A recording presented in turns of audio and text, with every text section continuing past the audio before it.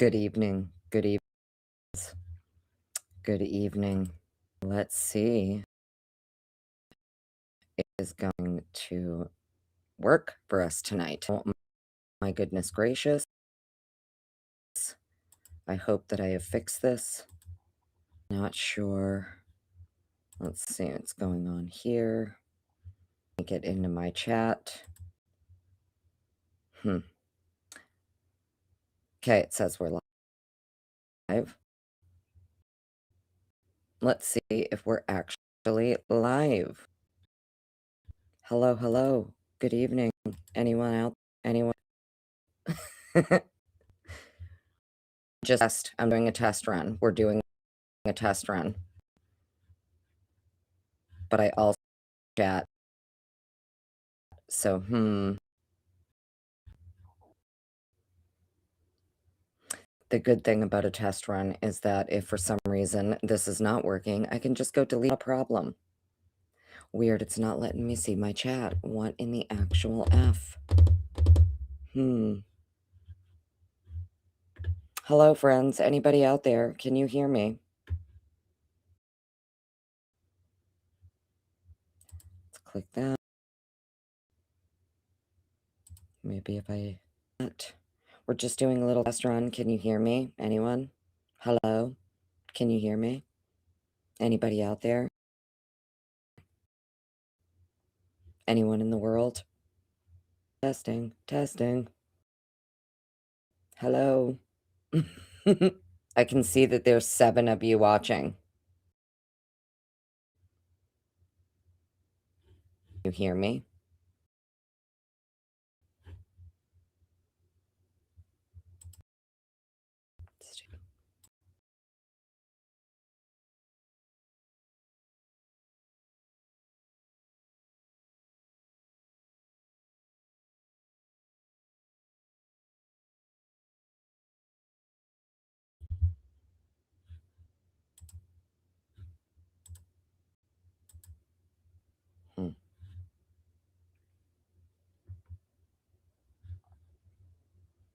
Anybody out there? Hello? I can't. It's not letting me access my YouTube chat on my end. So I'm not sure if you can hear. I do have the chat up on the screen, so hopefully I'll at least be able to see that. My phone. Anybody out there? Can you hear me? Is this thing working? Hello? Hello? Anyone? I find it very hard to believe that on a Saturday night there's 9 of you watching this, and I want to be like, hey, yeah, I can hear you. Hello, hello. See my chat. So if you guys are... I'm working on it. I'm trying to get over here and see what's happening. Let's see.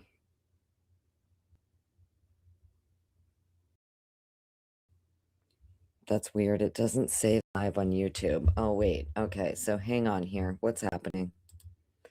Okay.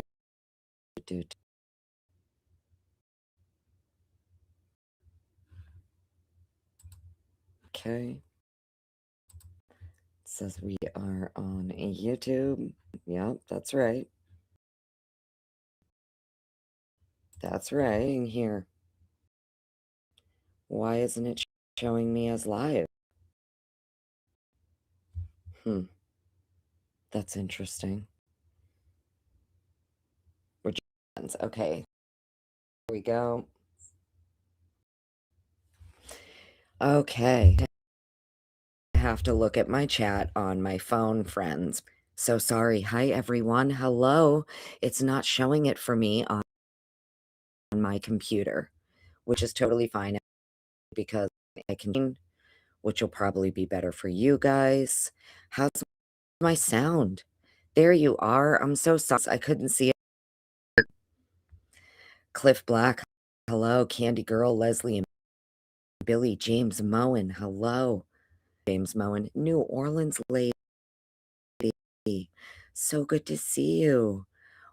Welcome in, everyone. None your business. Hello. Yes, now you're I'm sorry. I came to check my chat from my phone, friends, just to make sure I couldn't see it on my computer. How's my audio? I think I fixed the problem, I hope. Everything's because if we're good, then we're gonna get right back into this shit where we left off, friends. Right where we left off. That page 91. Page 91. Through it. I'm sure that you've been to 100 already read through it. But that's okay, because my brain won't let it go until I fix the problem. Peggy, hello. Welcome on in. Short bus, good to see you. Lisa Hawkins, hello. Mandy, hello. All right, cool. I think we're good to go. Hell yeah. Let's hope. Let's hope, Keep your fingers and your toes crossed. Hope everybody's having a great Saturday. Thanks for hanging out with me. Truly appreciate it. James Moen. I have my glasses. I'm a B-dubs just won 950. I'm at B-dubs and just won 950. Congratulations, James Moen. Heck yeah. Congratulations, sir. Not a bad day. 950 bucks. Good for you. I'm sure you deserve every single penny, so I'm glad you won that. As long as you guys don't mind, just give me a thumbs up in the chat. As long as I'm not clippy, I'm not choppy, I don't sound like a robot, I'm going to share screen and we're going to get right into this. Keep an eye on my chat on my phone. So, hopefully you can hear me. Let me know. Money on Venmo? Well, thank you, James Moen. You really are too nice to me. I didn't have to do that, but thank you. Thank you so much. These Nespresso pods are not cheap. So it goes to Starbucks and Nespresso pods. Thank you so much, James Moen. You really are awesome. Okay, so it says I'm sharing screen. Yeah, it says I'm sharing, but I'm watching it on my phone and it's not sharing it for you guys. There we go. Okay, cool. Perfect. Maybe we just have a little bit of a delay here for me. Gilly is saying tiny chops. Interesting. I should not be having any chops. There should be no chops. I shouldn't be having any chops.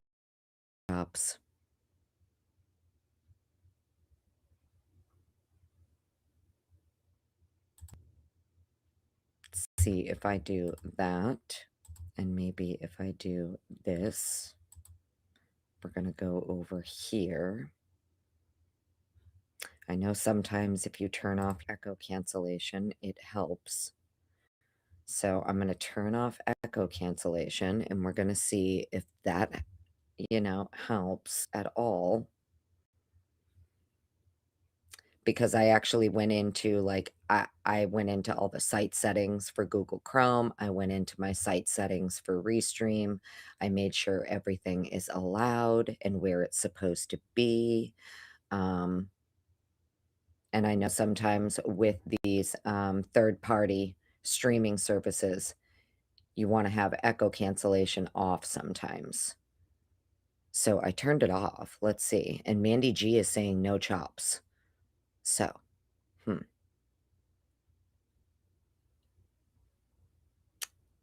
interesting. I mean, how bad is it though? Usually my audio is like an absolute dumpster fire. So, if we're even at like a 6 or 7 for good audio, like 1, it's absolutely atrocious, and like 10 is, good. I'll take like a 7. If we're at a 7, I'll take it because that shit's usually like a 1.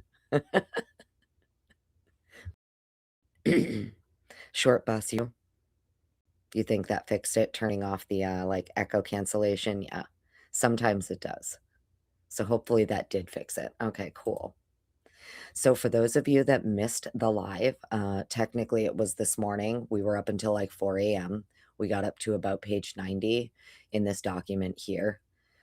This is the States Exhibit S1 through S13 for their amended supplemental responses to requests for discovery regarding expert disclosure. And this is from their this is from their state's expert, who is a crime scene reconstruction expert as well as a blood pattern analysis expert. And we went through like the first, got to about 90 pages last night, so we're going to pick back up at 91. Today, Blue Devil says I sound great, no skips. We love to hear it. Amelia Outlaw says it's a 10. Heck yeah. Thank you guys. Thank you. You're amazing. Welcome in. Welcome in. Good to see you. Nadia, hello. Try and keep an eye on my chat on my phone because Restream isn't letting me access my chat on my computer. Okay, so good. Hopefully we're good. Doc Terry, there you are. Oh my goodness. Hello. So good to see you. Welcome on in, everybody. I think we're good. I think I may have fixed the audio problem. Hopefully I did. I think I did. So let's get into this. We're just gonna pick right back up where we left off. If you missed the previous live, after this one, go watch it if you want to be caught up. You could put it out like I think that one, the audio is bad until like 10 minutes in. So, it's a typical thing around here, friends. If you're new here, I'm so sorry. If you think I'm just like this awful creator and my audio, everything is terrible, you're probably right. I'm not a real YouTuber and I'm never going to claim to be. As always, never listen to me. I don't know shit. I'm just some snarky lady on the internet who likes to read court docs, and I geek out on blood stuff and things like that. And, never listen to me. Read the documents for yourself, come to your own conclusions. Uh, that's all you can do. But thank you, everybody, for being here. Everything sounds great. Okay, good. Then we're getting into this. Page 91. Okay, just gonna go down here. We'll fix this. Make sure the screen's big enough for everybody. All right, happy Saturday, friends. I think we've got the internet problem fixed. I'm going to take myself off the screen. We're going to make this big. Hopefully, you guys can see that okay. For me on my phone, I have a bit of a delay, so I'm sure it's fine. Yeah, there we go. Okay, perfect.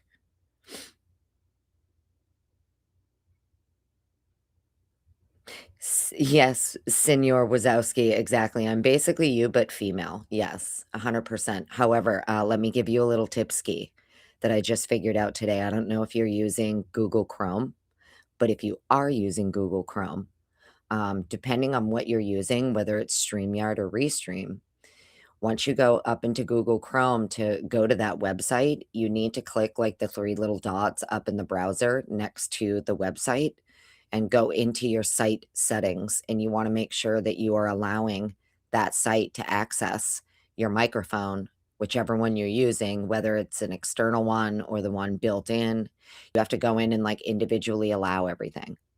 So I did that today, and usually with Restream and StreamYard, you need to make sure your echo cancellation is off. So hopefully that helps you, friend. Try that out and see if it helps you. I think that was what my problem was. I don't know though. Like, I'm just telling you what I did today, and so far so good, right? So hopefully, don't ever listen to me though, dude. You do you, boo. Oh, well, thank you, Doc Terry. I appreciate you, honey. Love and respect you right back. You're always so amazing. Kat, welcome on in. Good to see you. Senor Wazowski, welcome on in. Who else am I missing? Crime and Chaos, hello. Welcome on in. Blue Rain, hello. Maybe I already said hi to Blue Rain. Okay, so nobody, I hope that if you are in bad weather, you are gonna stay home. Don't be driving in this shit, please and thank you. You can stay home, drink, and, l go on the interwebs. That's what everybody should be doing, okay? Go home, be safe, stay snuggled up. That's what you should be doing. Alright, so this is where we left off. We're at page 91 here. So the responses to rebuttal items in reports by Matthew Nodell, dated January 22nd, 2025. So this is her responding to rebuttal items that are in a report from Matthew Nodell that she received on January 22nd, 2025. We have Sutton Report, page 10. Quote, "It should be noted that there were no drip trails of blood noted on the bedroom floor. Drip trails are indicative of movement by a bleeding individual." End quote. Nodell says, "Drip trails, when present, can represent movement of a bleeding person or movement of an object with wet blood of sufficient volume to continue to drip after blood acquisition, meaning a bloody weapon can create a drip trail from the weapon being carried away from a blood source."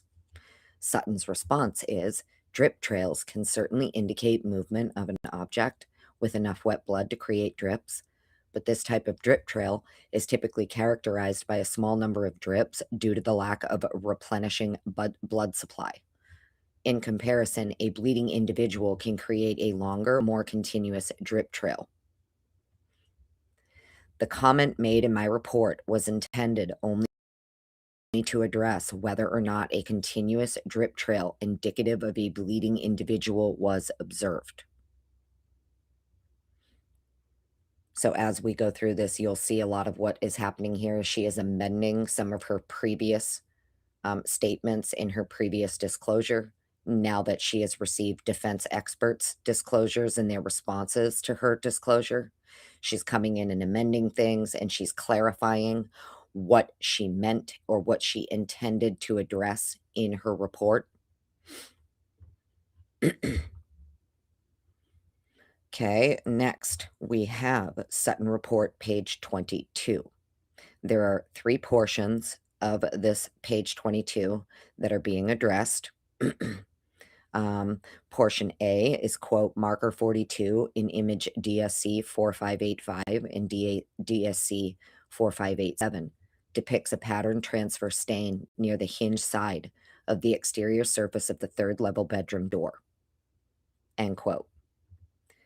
B, "A pattern transfer is created when a patterned object, which was wet with liquid blood, made contact with the surface. The appearance of this stain is consistent with diluted blood creating this pattern transfer. Diluted blood is created when blood is mixed with another liquid." And then part C is, quote, "Subsequent testing at marker 42 showed the DNA of Kaylee Gonsalves," end quote. And Nodell's responses for all 3, part A is, this stain, as depicted in the Sutton Report image 4587, is an altered blood stain.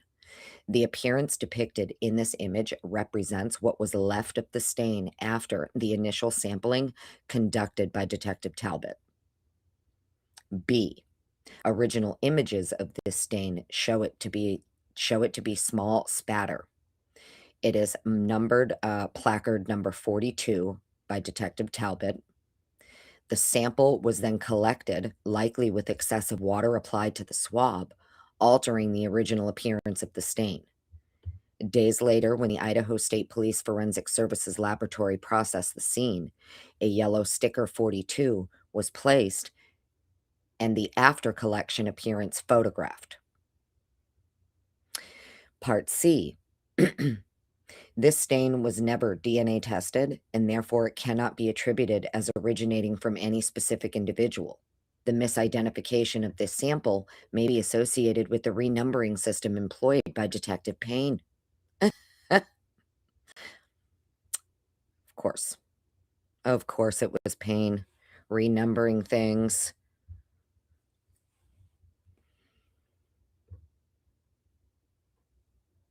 Her response to Matthew Nodell addressing these three things, she says, regarding alteration of stain 42, my description of stain 42 was based on its appearance in image 4587. Mr. Nodell had the advantage of seeing stain 42 in situ. If the original stain was in fact collected using excess water, then I agree with Mr. Nodell's opinion of it being an stain.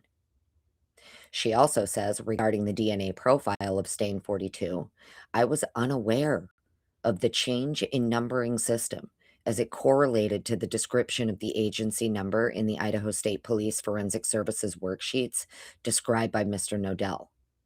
Quote, the misidentification of this sample may be associated with the renumbering system employed by Detective Payne. End quote. After further investigation, I removed any DNA results for stain 42 as it appears not to have been tested. Interesting. So one of these, stain 42 here, stain 42, she had to remove and correct and retract whoever she assigned that to, which was Kaylee Gonsalves. So she assigned that 42 stain to being Kaylee Gonsalves based on the original numbering system that was used, not knowing that Detective Payne renumbered, right? So she doesn't know that. And then she has to go back in and retract and fix this. A.R. Hayes, hello. Good to see you. Welcome on in. Buggles, I don't know why. I don't know why he decided. I don't know why they renumbered. Maybe for Moscow PD. One is for Idaho State Police. One is for Moscow. I'm not sure. It's Payne, so one can only imagine. Good to see everybody. Welcome on in. How is my audio holding up? Because you all know I have audio PTSD, so let's make sure that I corrected the problem and we're doing good. Hopefully this audio is holding up for us. Yeah, AR, I don't think anyone's blocking you. Your comments are disappearing. No. Although I can't see my chat also on my laptop, it won't let me get into my chat at all from my laptop. I have to watch it from my phone. Still loud and clear. Everything good? Awesome. Amazing. Perfect. So yeah, no, AR, you should definitely not be blocked and no one should be deleting your comments at all. All right, so next we have Sutton Report, page 16. Quote, ISP 5149 depicts the underside of the shelf above the headboard of the bed. Spatters associated with impact are noted on the underside of the shelf. These spatters represent the termination of spatters associated with impact seen on the wall above the head of the bed. End quote. Nodell says this part of the assessment should also consider cast off from a bloody object being swung upward and toward the northeast corner. I would agree. Her response to that is, while I agreed that a cast off pattern may be intermingled with the impact spatters on the underside of the shelf above Mogan's bed, it is my opinion that a simple call of impact spatter is more conservative. So she's saying by saying, well, I'll agree with you that yes, it could be cast off, intermingled with the impact, but I'm going to stick, my opinion is it's impact spatter just to be conservative. For anybody who doesn't know Matthew Nodell or how good he is at what he does, I'm not saying that she isn't either. I'm sure the state probably got the best expert that they could find, but if I remember correctly, the defense had Nodell, Batanti. They had this other guy, Turley. No, it's not Turley. I keep forgetting his name. Begins with the T. I think they had 3 that have to do with like crime scene reconstruction, forensic, like crime scene, all of that stuff, right?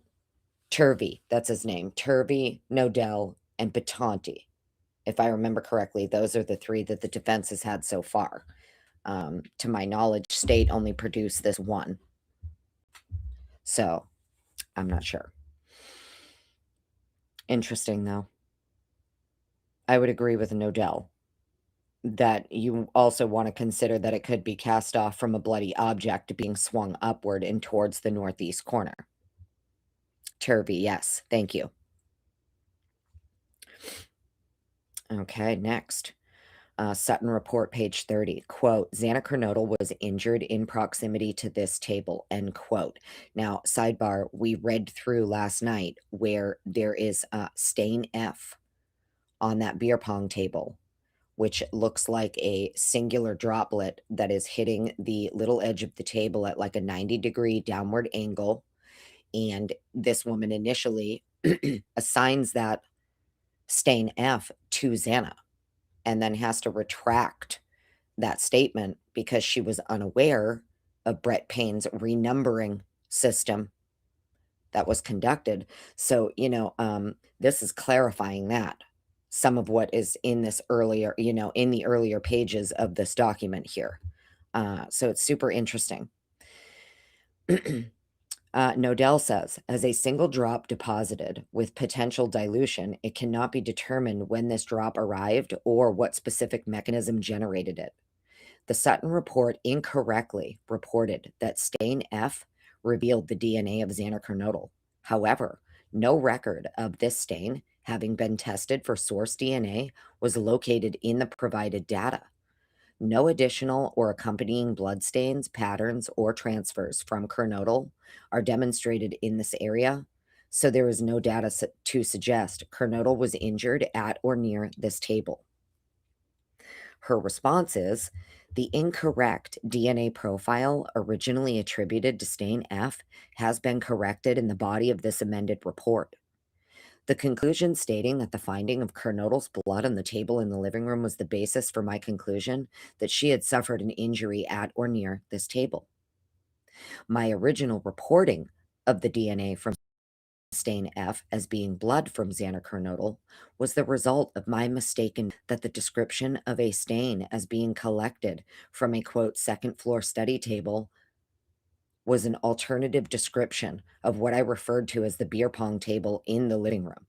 This error has been corrected, and the conclusion drawn as a result of this error has been deleted. Sidebar, she also states further up in this document that she has deleted this, she's corrected this error, she's deleted it, right? And furthermore, it goes on to say stain F was actually never identified. It is unidentified. So it actually was never DNA tested. That stain F, just so we're clear. Isn't that super interesting? So initially it's being assigned to Xana. Then we find out actually there was no DNA testing done to it to find out who it belongs to. So she has to correct and delete that from her original report and amend it. And come to find out it's never been identified. So nobody knows actually whose blood that is for stain F. Insane. Next. Sutton Report, page 56, quote, the appearance of the stains indicated by the yellow oval in DSC 4562 is consistent with diluted blood. Diluted blood is created when blood is mixed with another liquid. The mouth and nose injuries of Xana Kernodle, as noted in the autopsy report, are potential sources of diluted blood. End quote. Nodell says, as occurred with the stain on the third floor door, item 42, the one we just read about, this stain was also diluted through the collection process after it had been documented by Detective Talbot. The original deposit was not diluted and therefore does not fit with a source from any mouth or nose injury to Kernodle. The dilution of this stain is an artificial remnant of sampling. Her response, regarding the alteration of stain depicted in DSC 4562, as occurred with the stain on the third floor door, item 42, my description of this stain was based on its appearance in image DSC 4562. So, sidebar, keep in mind, she has never been to the scene. She's just going based off the images that were provided to her from the state and Idaho State Police. She's just going off their images. Mr. Nodell had the advantage of seeing the stain in situ. Right, exactly. Nodell was actually got to go to the scene. If it is confirmed that the original stain was collected using excess water, then I agree with Mr. Nodell's opinion of it being an altered spatter stain. Regarding the conclusion that the injuries of Xander Kernodle, as noted in the autopsy report, are potential sources of diluted blood, this statement does not simply imply a substitute for DNA testing. It is only stated as, quote, a potential source, end quote, and was not intended to exclude other mechanisms. Other evidence demonstrated that only Kernodle and the perpetrator were moving about her bedroom. This statement was meant simply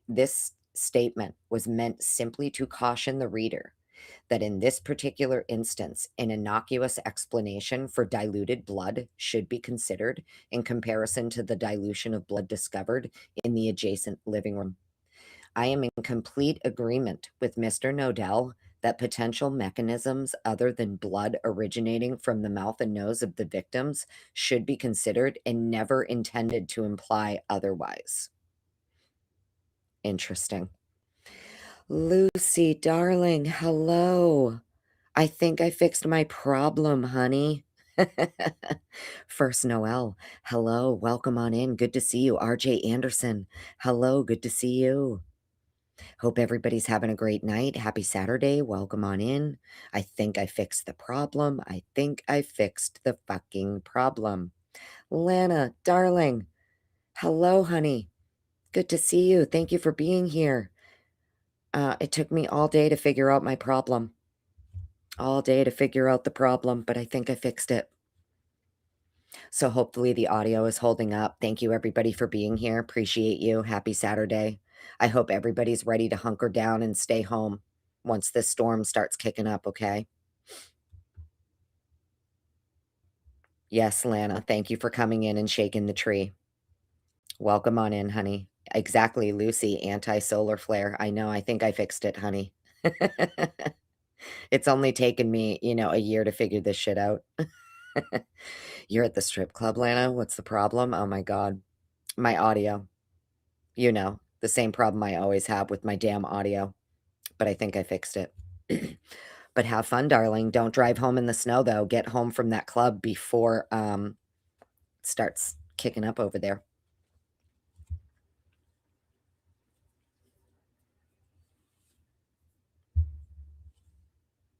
Love you back, Lana. Have fun. Shay DeLady, hello. Welcome on in. JP, hello. Good to see you. Okay. So she's saying, listen, I agree that I am in complete agreement with Mr. Nodell that potential mechanisms other than blood originating from the mouth and nose of the victims should be considered, and I never intended to imply otherwise. Okay, next, Sutton Report, page 58. Quote, the appearance of these spatters is consistent with diluted blood. The mouth and nose injuries of Xander Kernodle, as noted in the autopsy report, are potential sources of diluted blood. These spatter stains originated from an impact to a source of exposed blood located approximately 3 feet and 7 inches above the floor, as indicated by the scale in image DSC 4892 cropped. Nodell says, this pattern of diluted blood, sample 29, is consistent in color and appearance to the diluted blood seen on the pony half wall and adjacent areas. Without source testing, this spatter cannot be assigned as originating from Kernodle, nor can it be associated with injuries to Kernodle without DNA source testing. Her response is, the pattern of diluted blood in sample 29 may indeed have been created by the same source as the diluted blood seen in the half wall and adjacent areas in the living room. As is stated in my original report, though, the mouth and nose injuries of Xander Kernodle should also be considered.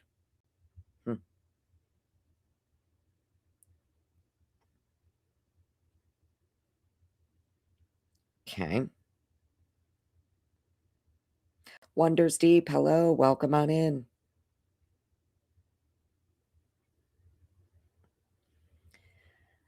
Okay. Next. Sutton Report, page 61, quote, "The appearance of these stains indicates that the blood has been diluted with another liquid altering their appearance. The mouth and nose injuries of Xana Kernodle, as noted in the autopsy report, are potential sources of diluted blood." Nodell says, "The proximity, height, and location of this deposit is similar to the deposit at position 29.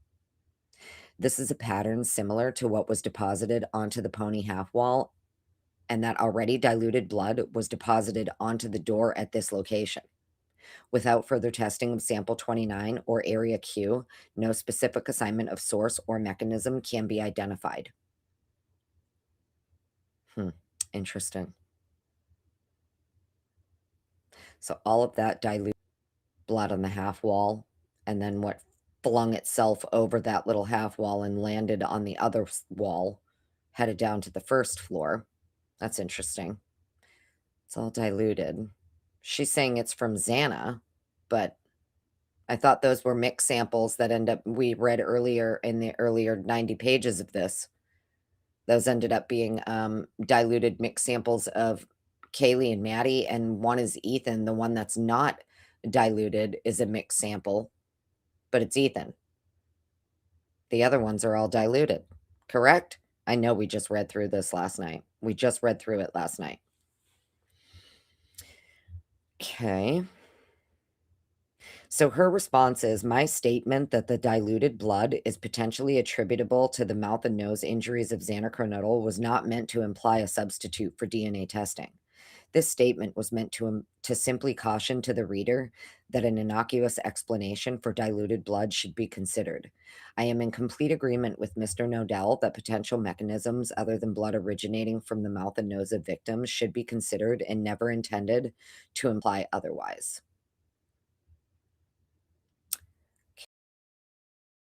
Okay. Matthew Nodell report. In a report prepared by Matthew Nodell dated January 22nd, 2025, the following results were reported. The following excerpts from the Nodell report are included here to provide further interpretation or assessment considerations beyond what was presented in the Nodell report. All right, so number one here. Nodell report, page 40, regarding the findings of secondary transfer in the vehicle or residence of Mr. Koberger. The comprehensive search of Brian Koberger's vehicle did not locate any blood or specific evidence in connection with the events that took place at 1122 King Road. On December 30th, 2022, representatives from the Idaho State Police Forensic Services Laboratory examined Brian Koberger's apartment at 1630 Northeast Valley Road, number G201 in Pullman, Washington.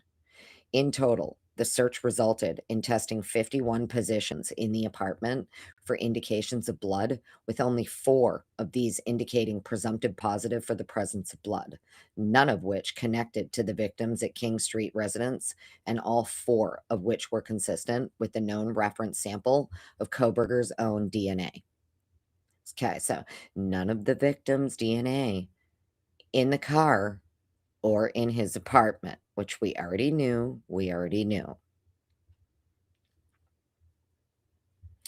The amount of collective blood distributed within the scene supports that inadvertent secondary transfers of blood would be highly likely. Yeah, you think? This is why sidebar, this is why I did a whole fucking live on how did Dexter get from the slider to his car and not transfer a single speck of microscopic biological material from this crime scene to the vehicle, considering he straight dextered 4 people, with one of these victims sustaining like over 70 injuries. So just stop. I agree with Mr. Nodell here. It would be highly likely that he would inadvertently carry material from the crime scene, or there would be secondary transfers. Okay, it would be highly likely, 100%. Smudges, smears, and transfers of blood seen on the third floor door, stair rail, and walls, the second floor rail, and in the room of Kernodle are indicators that an assailant had received blood onto themselves or onto objects they possessed. Secondary transfers of blood are common when a particularly bloody scene is encountered. Because these transfers are known to occur regularly, such secondary transfers of blood are purposefully sought during crime scene processing and evaluation. In the textbook, Stain Pattern Analysis, the authors wrote, quote, smudges, wipes, and transfer patterns of victims' blood are frequently produced on and within an assailant's vehicle while leaving the scene. Door handles, steering wheel, gear shift apparatus, console, and floor pedals should be examined carefully for these types of blood stains. I want this book, by the way. Principles of Blood Stain Pattern Analysis. I want that. I'm going to get that book. Sutton's comments. She says, as Mr. Nodell stated, there is evidence that the assailant did have blood on their person and or on objects in their possession, and that secondary transfers of blood inside of the residence did occur. And then she quotes, quote, smudges, smears, and transfers of blood seen on the third floor door, stair rail, and walls, the second floor rail, and in the room of Kernodle are indicators that an assailant had received blood onto themselves or onto objects they possessed.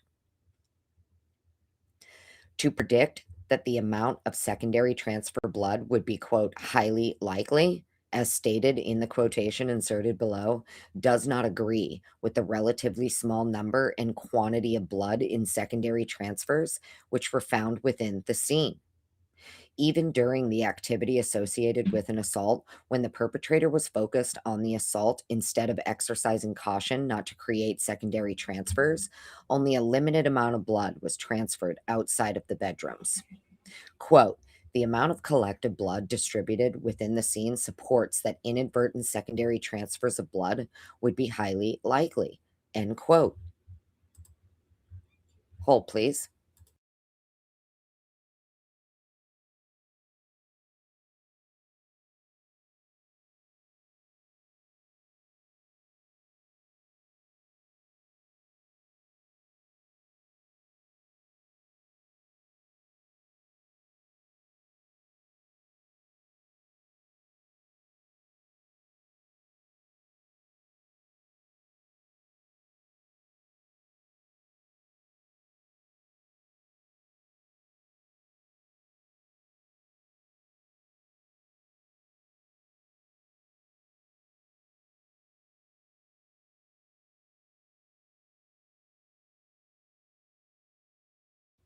Okay, sorry about that. So sorry about that. Let me check my chat on my phone, friends. In case you didn't know and you're just joining the stream, welcome on in. I can't see my chat on my computer, but I am watching it from my phone. I'm trying to keep an eye on it while I'm reading here.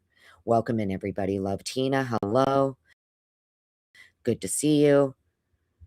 Hope everyone says there's 110 of you here. So, did you thumbs it up, thumbs it down, follow your heart, not your frown? Who am I missing? Who am I missing? Well, if I'm missing you, I'm so sorry. I'm trying to check my chat. For the love of God. I got Leslie and Billy. I know I got Kat. I got Wonders Deep. I hope everybody's having a great night. Just saying 12. Hello. Good to see you. Missing anybody? If I am, I'm sorry.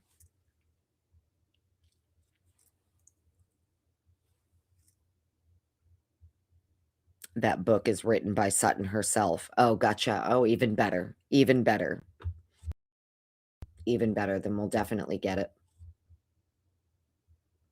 Okay, she also says, while spatter was widely distributed in both bedrooms involved, the amount of spatter in the surrounding areas where a perpetrator would be located as to create a void.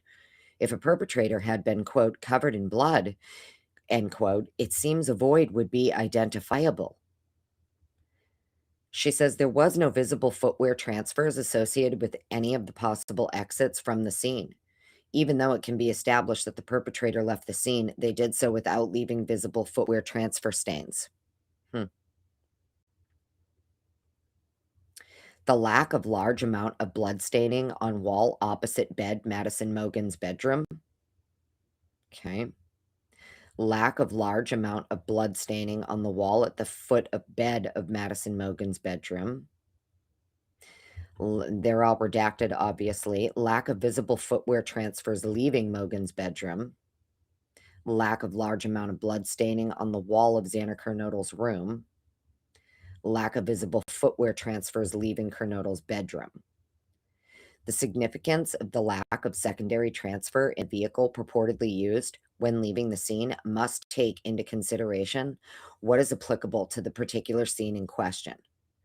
One must consider first that there was a limited amount of secondary transfer within the scene itself, which is attributable to someone other than Mogen, Gonsalves, Kernodle, or Chapin. Secondly, one must consider how much, if any, wet blood would still be exposed when the secondary contact was made. An assailant can easily remove protective clothing and shoe covers, or place unstained coverings over stained clothing or shoes before they contact their vehicle or residence. Cleaning or wiping off excess blood before making contact with secondary surfaces is also possible. Regarding secondary footwear transfers, there are no visible footwear transfers associated with any of the possible exits from the scene. Even though it can be established that the perpetrator left the scene, they did so without leaving visible footwear transfer stains.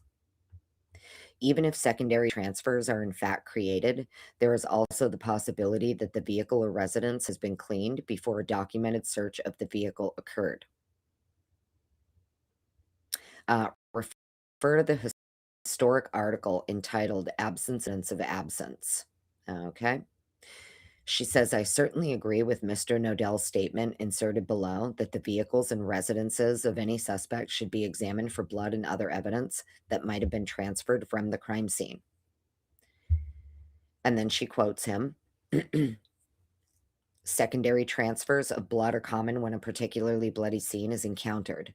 Because these transfers are known to occur regularly, such secondary transfers of blood are purposefully sought during crime scene processing and evaluation, end quote. The significance of resultant findings when examining secondary surfaces, such as the vehicle or residence of an accused, must be interpreted considering all available information. As stated in the textbook, quote, Principles of Bloodstain Pattern Analysis, end quote, page 120, the authors wrote, quote, the lack of bloodstains on an accused person should be viewed as an issue of further inquiry.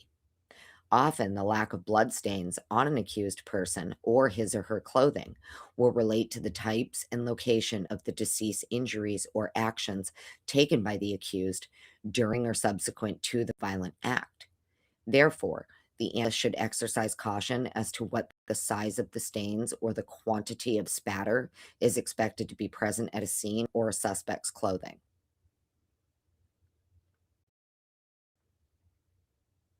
Next, note page 14. He describes the renumbering of these samples. The initial bloodstain areas cataloged by Detective Talbot were identified in scene images with white cardboard numbered placards. Many of these areas were sampled onto swabs. Detective Talbot identified swab blood samples as scene placards 23 through 49. These swabs were then turned over to Detective Payne, who renumbered the swabs as items 17 through 43. Did he know? Under what authorization was he given to do that?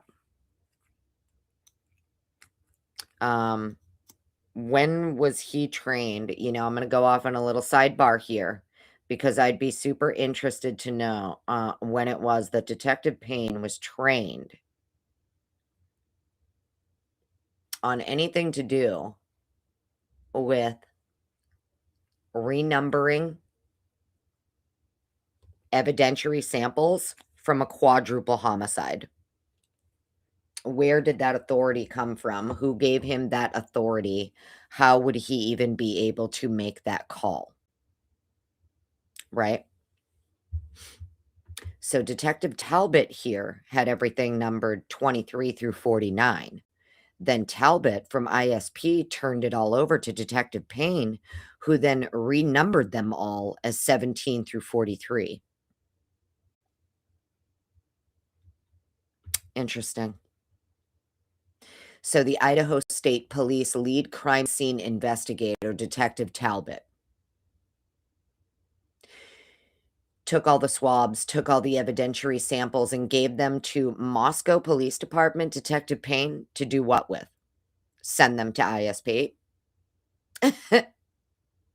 Why would any of that even need to go to Payne? Why would any of it need to go to Payne if it's ISP doing all of the work on it? The DNA work and the testing. They're collecting it. Why wouldn't they be taking it to the lab? Why would they be turning it over to Payne? And he's renumbering it all. Mingya. Okay. Nodell also says, then on November 17th, 2022, the Idaho State Police Forensic Services Laboratory personnel were asked to help process the scene and test the previously labeled areas with a presumptive blood test, otolidine. The Idaho State Police Forensic Services Laboratory was directed to the locations of the previously collected areas and identified these locations with new yellow numbered stickers applied to the areas, matching the Talbot placard numbers. So they went back, Idaho State Police Forensic Services went back and put new yellow numbered stickers that matched Talbot's numbers 23 through 49. The individual areas tested by the Idaho State Police Forensic Services Lab had already been altered from the initial swab collection. The Idaho State Police Forensic Services Laboratory personnel located additional stains and groups of patterns, each of which were identified with yellow alphabet stickers. This is all Nodell. Samples that were ultimately tested in the forensic laboratory received. What? Oh, okay. Samples that were ultimately tested in the forensic laboratory received new laboratory numbers, and the notes associated with the new laboratory numbers referenced the Detective Payne renumbering system. Assuming Detective Payne kept the same sequence of blood swab samples as Detective Talbot, one must add a 6 from the Payne item number to get to the Talbot on-scene placard number, meaning if a Payne item is listed as number 17, then it would be Talbot scene placard number 23.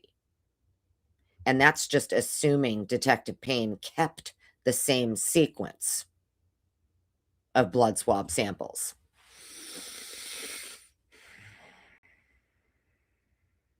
This is why he is not a cop anymore. I'm convinced this is why he can't be a cop anymore. I don't know. I could be wrong, but it is my opinion. It's my very strong opinion. I don't know anything. Don't listen to me. But I think this is why he's not a cop anymore. Maybe he can't be a cop anymore. Maybe that's why he had to go get a job working for Green. Maybe he always was working for Green. Ugh, how annoying. So we just have to assume Detective Payne kept the same sequence of blood swab samples as Detective Talbot. And if he did, then you have to add a 6 from whatever number it is. So if you have a Payne item that's listed as number 17, hopefully, fingers crossed, it's actually Talbot's number 23. Let's hope.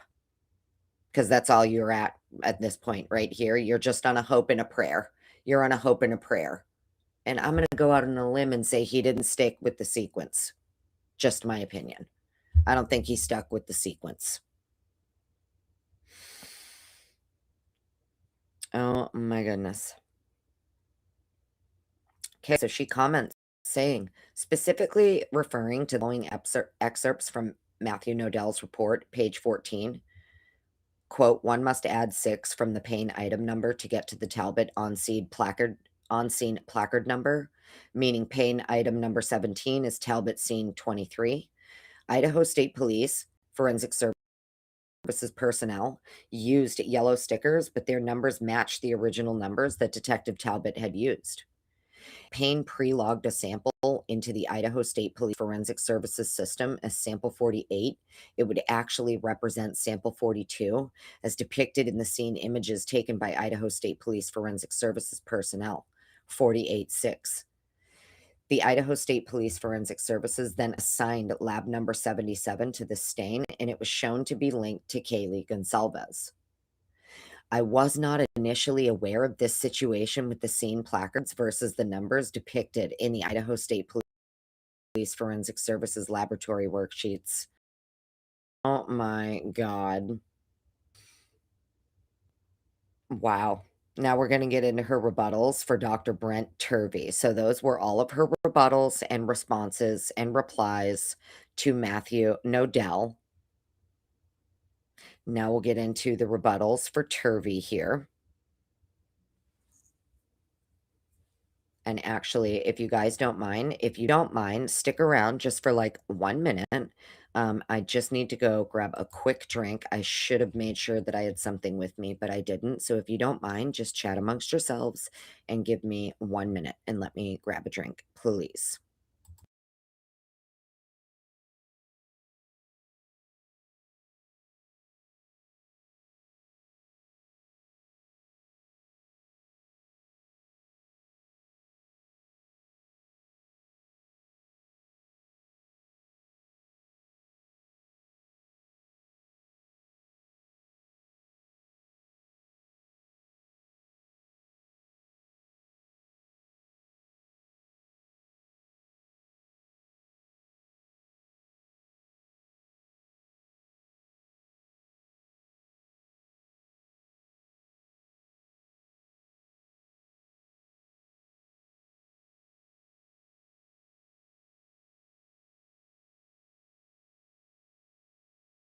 All right, sorry about that, friends. Sorry. I had to go grab a drink.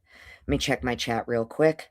How's everybody doing? Hope you're having a great night. Gina Wallace, hello. Good to see you. SoCal Girl, hello. Callan, hello. Mittens for Kittens, good to see you.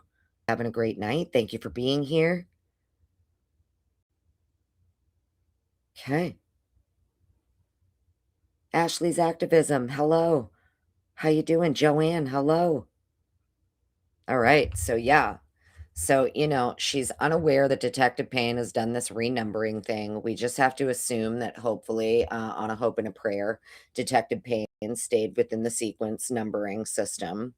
Um, I'm going to go with he probably didn't, but that's just my opinion.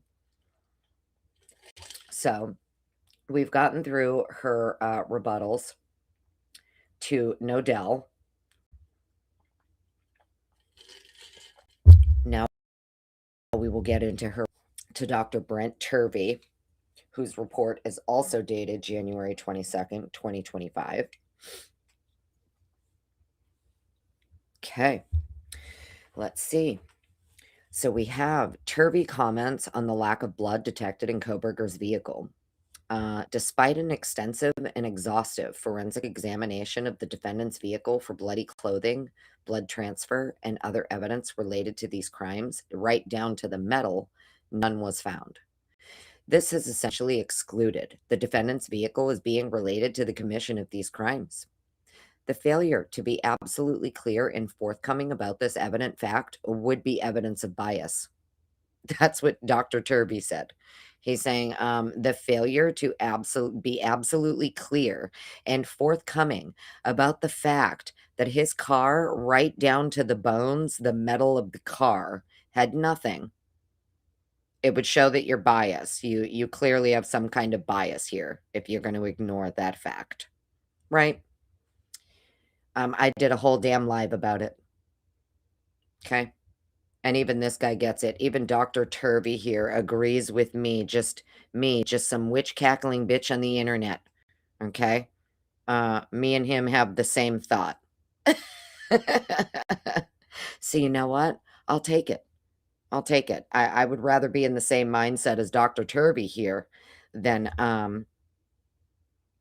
some of these other people, we'll just say, for the state. I would rather be in the same boat as Nodell, Turvey, Cyray, people like that. Dr. Wolf. Okay. Her comment back, let's see. So her response to Dr. Turvey is the failure to detect blood in the defendant's vehicle does not exclude the vehicle from being related to the commission of these crimes. For reasons previously discussed at the Nodell rebuttal, there can be a myriad of reasons blood was not transferred to or detected in the defendant's vehicle. These findings need to be understood in the context of all available information.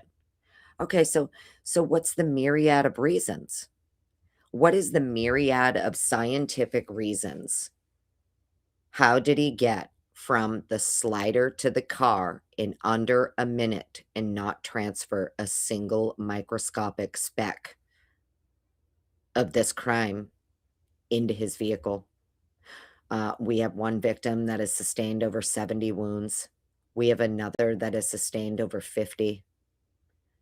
Between all four victims, it's like 170 something. If I remember correctly, we're talking close to 200 stab wounds between the four victims. And you expect us, you have no scientific explanation in your response here. Notice she says there's a myriad of reasons, but she doesn't list any other than, well, he could have put something over his clothing, or he could have taken the clothing off. Okay.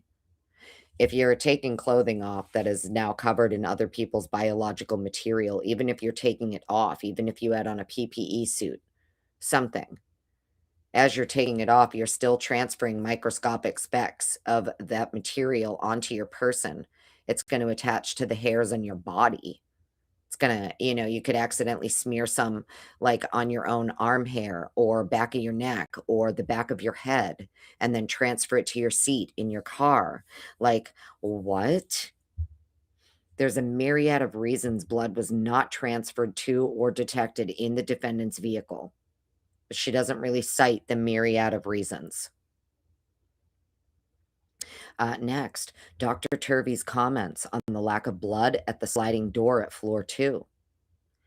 Dr. Turvey says, quote, on the second floor, there is a sliding glass door which was found to be opened by law enforcement.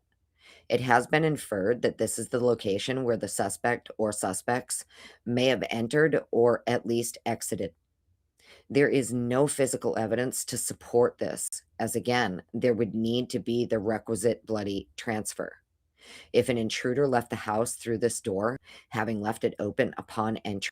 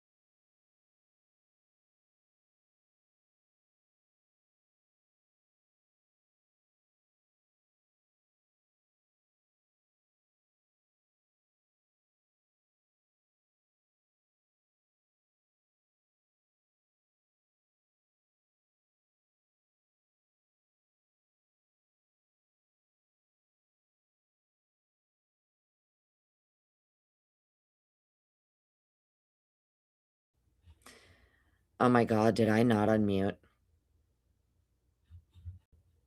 How long was I reading for? Holy shit. And I was muted. Oh my God. I thought I unmuted myself when I came back from getting my drink.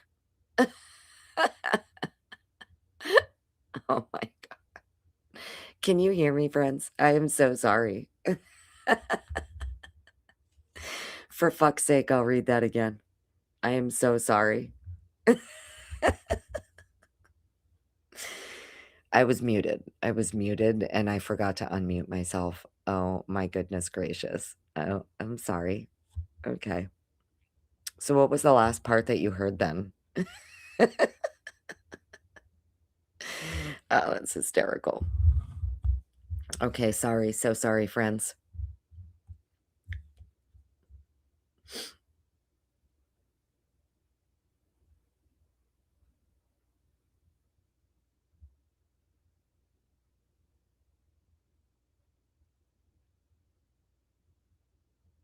Better now? Okay, better now. Okay, awesome.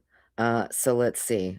Where did I leave off at? Because I'll just read that again.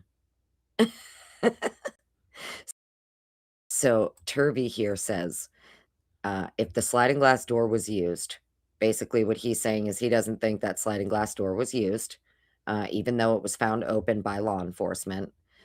It was inferred that this location is where the suspect and or suspects may have entered or at least exited. There is no physical evidence to support this, as again, there would need to be the requisite bloody transfer. If an intruder left the house through this door, having left it open upon entry, there would need to be bloody footwear patterns on the floors from bloody shoes or feet, both leading up to and out of the sliding glass door.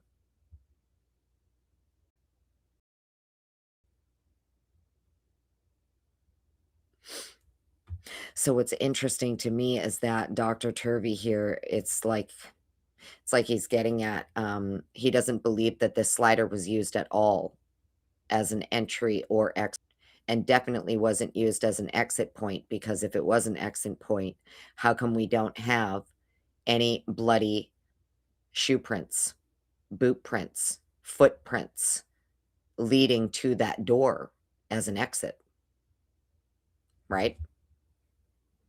You didn't just inflict almost 200 wounds on 4 people and not have your only, print that's found is the one that's by Dylan's door.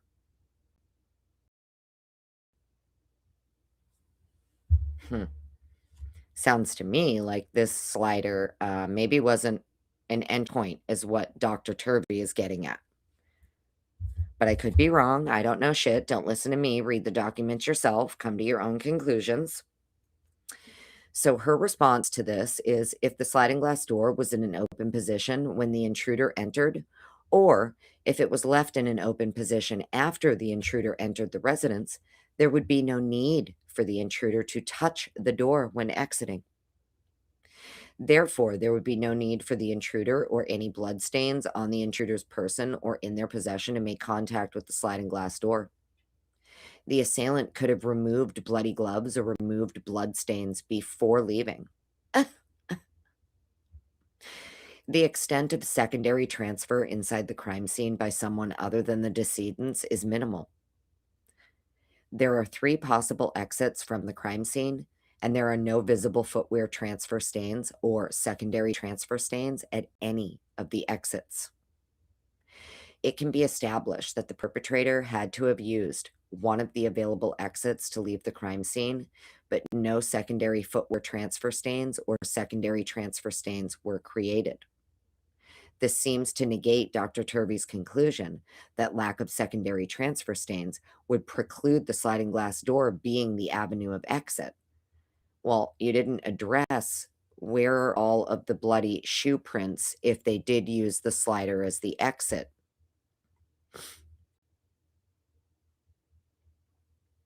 How did this killer not track any of the blood off from his shoes, especially after we know what Xana's room looked like?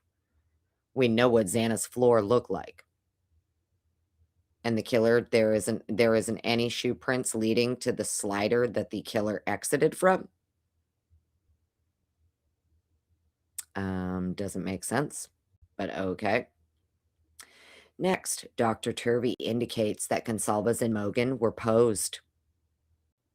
Okay, so trigger warning, trigger warning. It would appear that Dr. Turvey here believes, and so it's my understanding, so does Mr. Nodell, that 2 of these victims, at the very least, Miss Gonsalves and Miss Mogan, were posed. That would mean after death, which is interesting.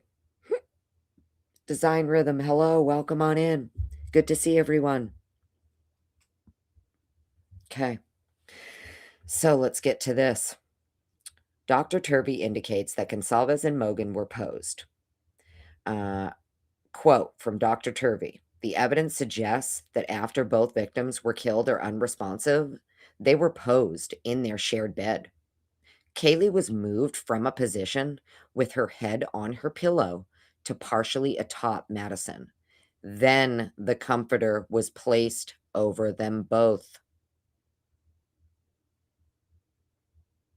Her response is, posing is a possibility, but not a determination that can be made to the exclusion of other explanations for their positioning. As Dr. Turves quoted below, posing requires an intentional act. This refers to intentionally arranging the scene for effect. In the present case, the bodies of Kaylee and Madison were posed together after the lethal attack suffered by both, and then they were covered together with a comforter. Kaylee was moved from a position with her head on her pillow to practically on top of Madison.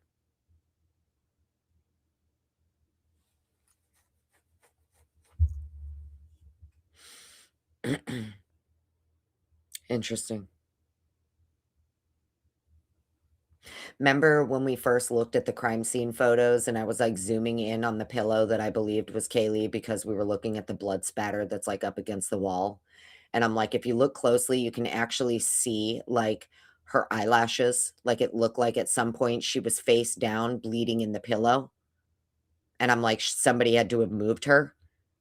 She had to have been moved because it looks like she's bleeding out face down in the pillow. You could literally like see the outline of like eyelashes and the nose and the mouth.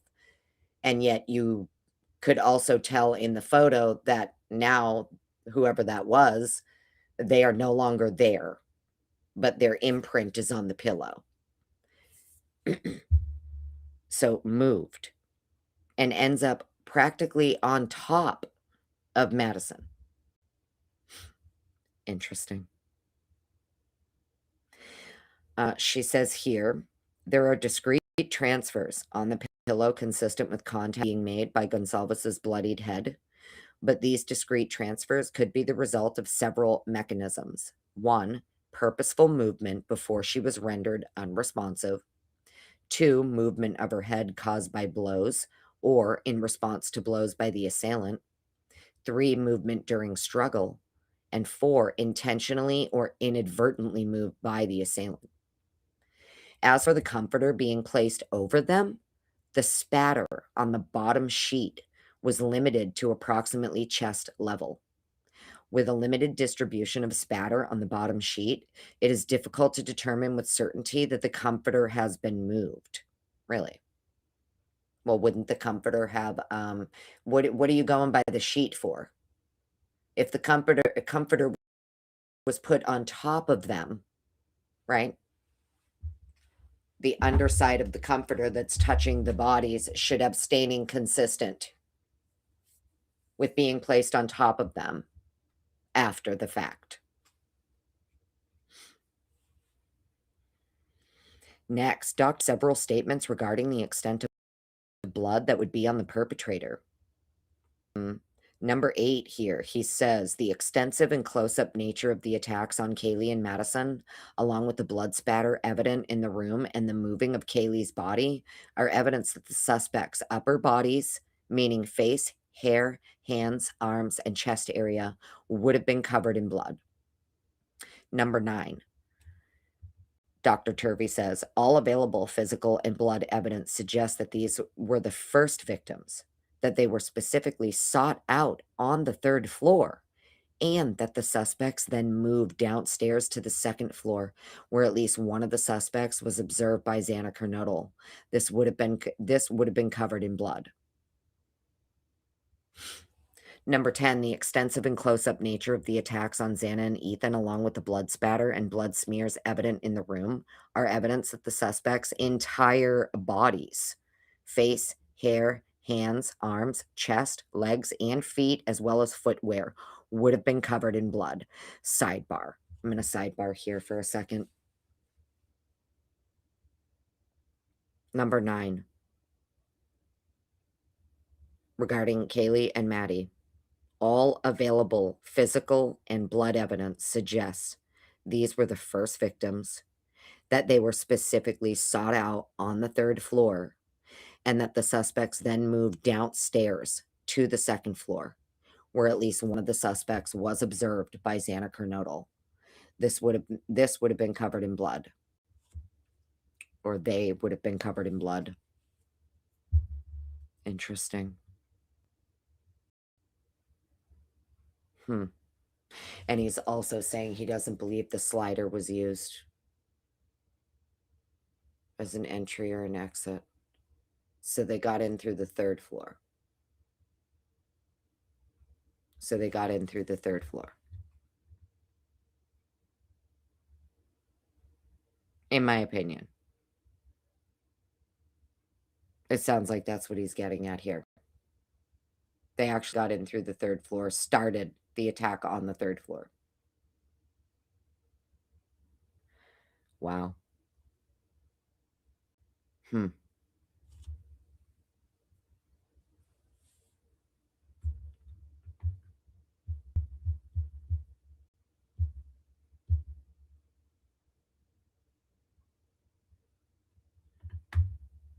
So for Kaylee and Maddie, suspects' upper bodies, face, hair, hands, arms, and chest would have been covered in blood. For Ethan and Xana, it would have been the entirety of their bodies, top to bottom. Evidence that the suspect's entire bodies, face, hair, hands, arms, chest area, legs and feet, and footwear would have been covered in blood. Sutton responds, quote, "The term covered in blood is not scientifically quantifiable." Number 2, there is certainly evidence that the assailant in this case had some degree of bloodstains on the person or on objects in their possession, and that secondary blood transfers resulted by subsequent movement through the scene. The number and quantity of bloodstains that were secondarily transferred in the scene was relatively small. Even during the violent activity associated with an assault, only a small number and quantity of blood was transferred outside the bedrooms. While spatter was widely distributed in both bedrooms involved, the amount of spatter in the surrounding areas where a perpetrator would be located as to create a void. If a perpetrator had been, quote, covered in blood, it seems a void would be identifiable. Dr. Turvey himself points out that there is a lack of bloody footwear patterns at the, quote, scene in general, end quote. Precautionary acts. The precautionary so she's quoting Turvey here. Precautionary acts. The precautionary acts in this case include the execution of living witnesses, the cleanup of bloody hands, feet, footwear, and clothing before leaving, and the disposal of said clothing along with the weapons used. Direct evidence of this cleanup can be found in at least some of the diluted blood transfer, which was located in different areas of the home. Indirect evidence includes the absence of bloody transfer from feet and hands despite the movement of suspects within the home, the necessary opening of doors, and the absence of bloody footwear patterns at the scene in general. All of this would have required an extensive amount of time at the scene to clean, perhaps hours, which is consistent with the state's theory that these crimes were committed within a time interval less than 15 to 20 minutes subsequent to 4 a.m. Hmm.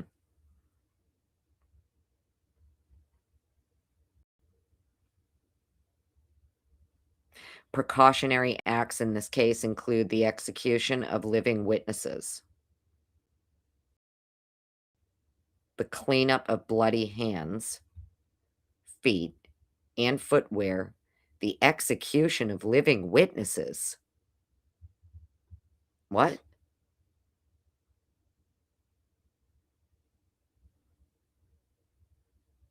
What living witness was executed?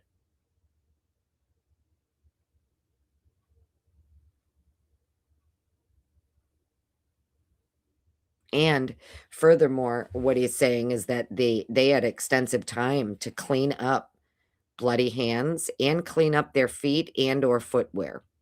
So he's not even ruling out that they could have been barefoot.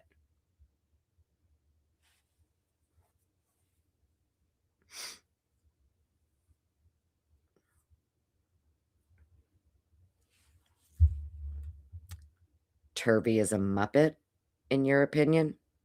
Well, I mean, not being just you're in my YouTube true crime chat, and Dr. Turvey is an actual expert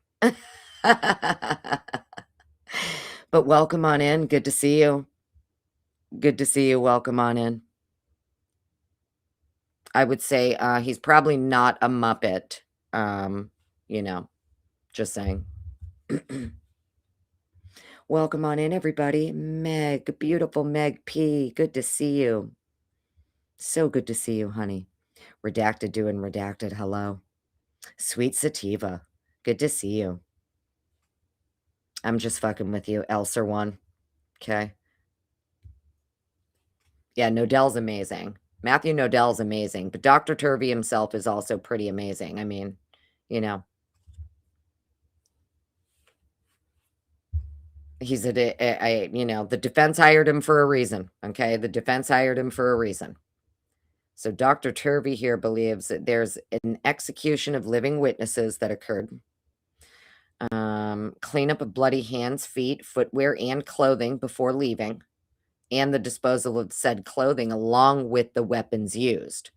So Dr. Turvey here is saying the people who did this had plenty of time to clean up. They cleaned up their bloody hands, feet, footwear, and clothing. And they also disposed of said clothing along with the weapons used. All of this would have required an extensive amount of time at the scene to clean, perhaps hours, you know, like 8 hours, maybe, just throwing that out there, perhaps like 8 hours. Okay, next, let's get into the next one.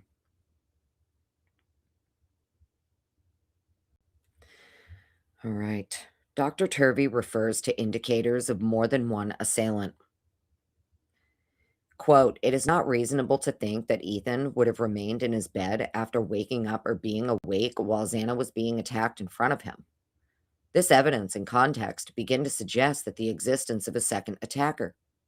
The issue will be addressed in a later section of this report. And then part B of that is, quote, at least 2 suspects were involved in this attack. This is indicated by the fact that multiple weapons were used against Kaylee, that multiple types of lethal force were used against Kaylee, and that Ethan and Xana appear to have been attacked at the same time. This is inconsistent with the state's theory that these crimes were committed solely by one individual. And then her response to that is, there is evidence that Ethan Chapin and Xana Kernodle were in close proximity to each other at some point after the assault began, as evidenced by the findings of Kernodle's blood and DNA under the fingernails of Ethan Chapin's right hand, and the finding of Chapin's blood and DNA under the fingernails of both of Xana Kernodle's hands. Interesting. One assailant could contain 2 people in close proximity to each other, especially if the assailant is armed. A single perpetrator can certainly use more than one weapon and can use multiple types of lethal force. Let's read this again. There is evidence that Ethan Chapin and Xander Kernodle were in close proximity to each other at some point after the assault began. So after the assault began, and the reason that they know this is because it's evidenced by the finding of Kernodle's blood and DNA under the fingernails of Ethan Chapin's right hand, and the finding of Chapin's blood and DNA under the fingernails of both of Xan's. Interesting. Very, very interesting. Lucy, darling. Oh, boy.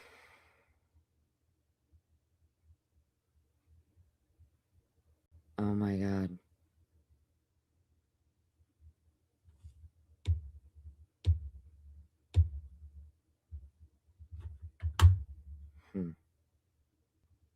Oh, boy.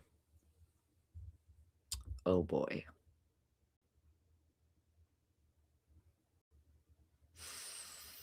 Dr. Turvey indicates that an excessive amount of time would be required for a perpetrator to clean up after the assault. Lucy, I know that you know exactly what my brain is what is happening in my brain. I know you know what's happening right now. It literally is like, it all makes sense. Now it all makes sense. And I feel like the missing puzzle pieces are there now. For me anyway, for me. You guys in chat have no idea what I'm talking about. Lucy does. Dr. Turvey indicated that an excessive amount of time would be required for a perpetrator to clean up after the assault. Whatever planning may have taken place with respect to this crime, it resulted in an excessive number of victims with an excess of bloody transfer and bloody clothing on the part of the suspects. This took additional time to both effect and clean up before they could leave. Precautionary acts. Quote, the precautionary acts in this case include the execution of living witnesses, the cleanup of bloody hands, feet, footwear, and clothing before leaving, and the disposal of said clothing along with the weapons used. Direct evidence of this cleanup can be found in at least some of the diluted blood transfer, which was located in different areas of the home. Indirect evidence includes the absence of bloody transfer from feet and hands, despite the movement of suspects within the home. The necessary opening of doors and the absence of bloody footwear patterns at the scene in general. All of this would have required an extensive amount of time at the scene to clean, perhaps hours, which is consistent with the state's theory that these crimes, which is inconsistent with the state's theory that these crimes were committed within a time interval less than 15 to 20 minutes subsequent to 4 a.m. Yeah, so he's saying, yeah, actually, this definitely took longer than 15 to 20 minutes, and it's definitely before 4 a.m. that it's happening. That's precisely what Turvey is getting at here, in my opinion, based on what I'm reading. It was definitely longer than 15 to 20 minutes, and it was subsequent to 4 a.m., right?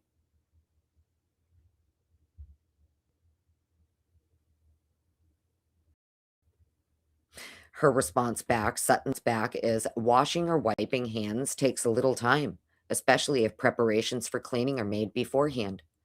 She also says removal of protective clothing and shoe coverings only takes seconds.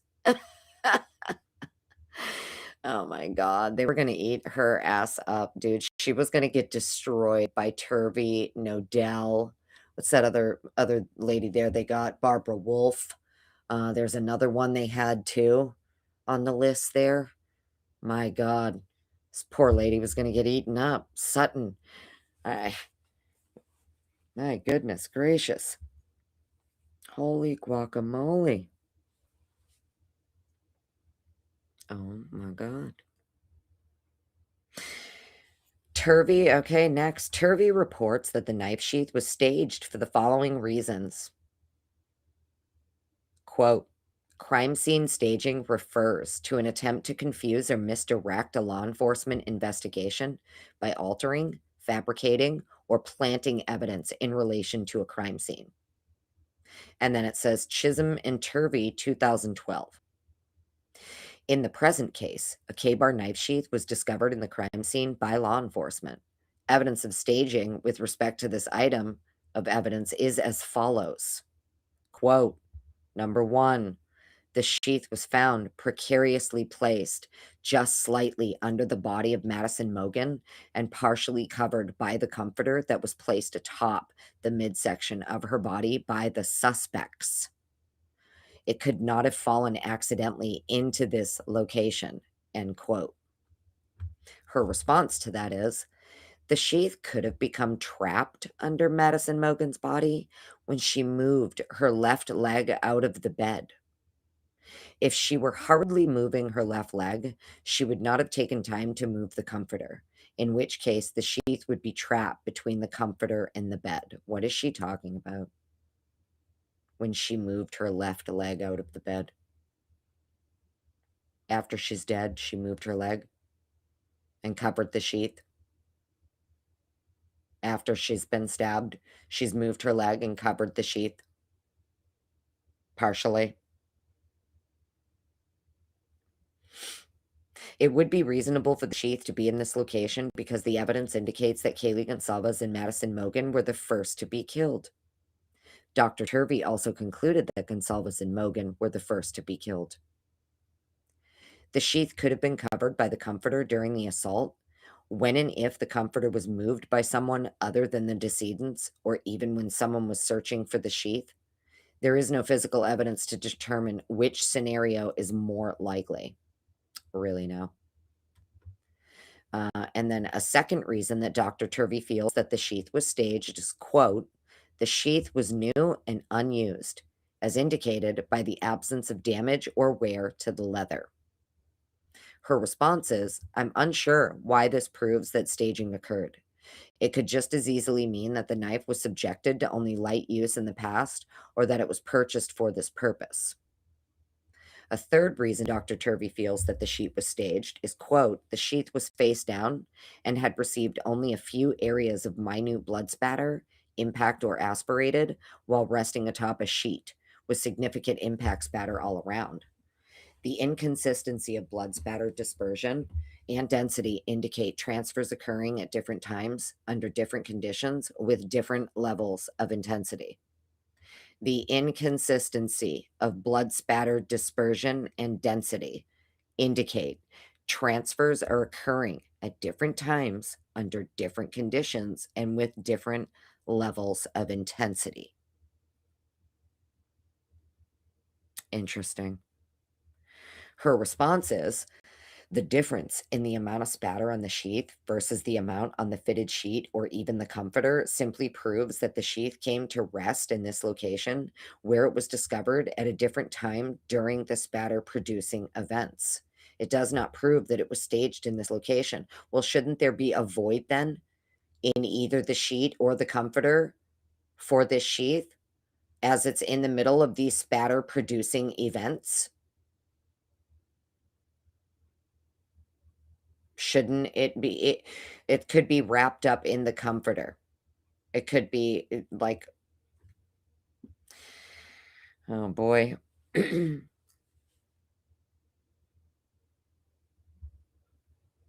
sheath came to rest in this location where it was discovered at a different time during the spatter-producing events. Hmm. The sheath could have been at another location when it was spattered and then moved here at a later time. If the reader moved the comforter as Dr. Turvey believes, the sheath could have been moved to this location when the comforter was moved. This could account for a different amount of spatter on the exposed surface of the sheath and the exposed surface of the bedsheet. A fourth reason Dr. Turvey feels that the sheath was staged, quote, the sheath was placed at that location without receiving bloody transfer from the hands or fingers of the suspect that did it. This means it was done after the attacks and the posing, but also after the suspect had washed their hands, subsequent to cleanup efforts and at the scene. So the sheath was placed at that location without receiving bloody transfer from the hands or fingers of the suspect that did it. This means it was done after the attacks and posing, but also after the suspect had washed their hands, subsequent to cleanup efforts at the scene. Her response is, it is true that there are no bloody transfers visible on the knife sheath, but the significance of this finding does not support that the placement of the sheath was staged. It could have gotten in this location without having been touched by a perpetrator, or even after their hands were cleaned or gloves were removed. Either scenario would explain the lack of contact staining without staging having occurred. And then by Paul Irwin Kish on February 13th, 2025. Appendix C, Terms and Definitions in Bloodstain Pattern Analysis. This document puts a list of recommended items and definitions to be used in published manuscripts. Oh, okay. So this is the definitions here. Terms and definitions for bloodstain pattern analysis. So if there's any of you that love geeking out on this stuff like I do, well, look at this. You've got a little checklist here for yourself. All the different terminology used in bloodstain pattern analysis. Then we have the Appendix D, absence is not evidence absence. We're looking at some transfer stains here. Bloodstain pattern analysis. Examine the static aftermath of a bloodletting event and apply the laws of physics, mathematics, and biology to recreate events that cause the stain creation. Okay. Following gravity or surface contours, gravity always wins. You have primary bloodstain categories, passive, spatter, and altered. Always examine flow lines for change in positions. So flow lines are going to be these drip marks here and here, as you can see. Obviously, I would imagine some are coming from, some of these flow lines are coming from the mouth, and then some are coming down this way.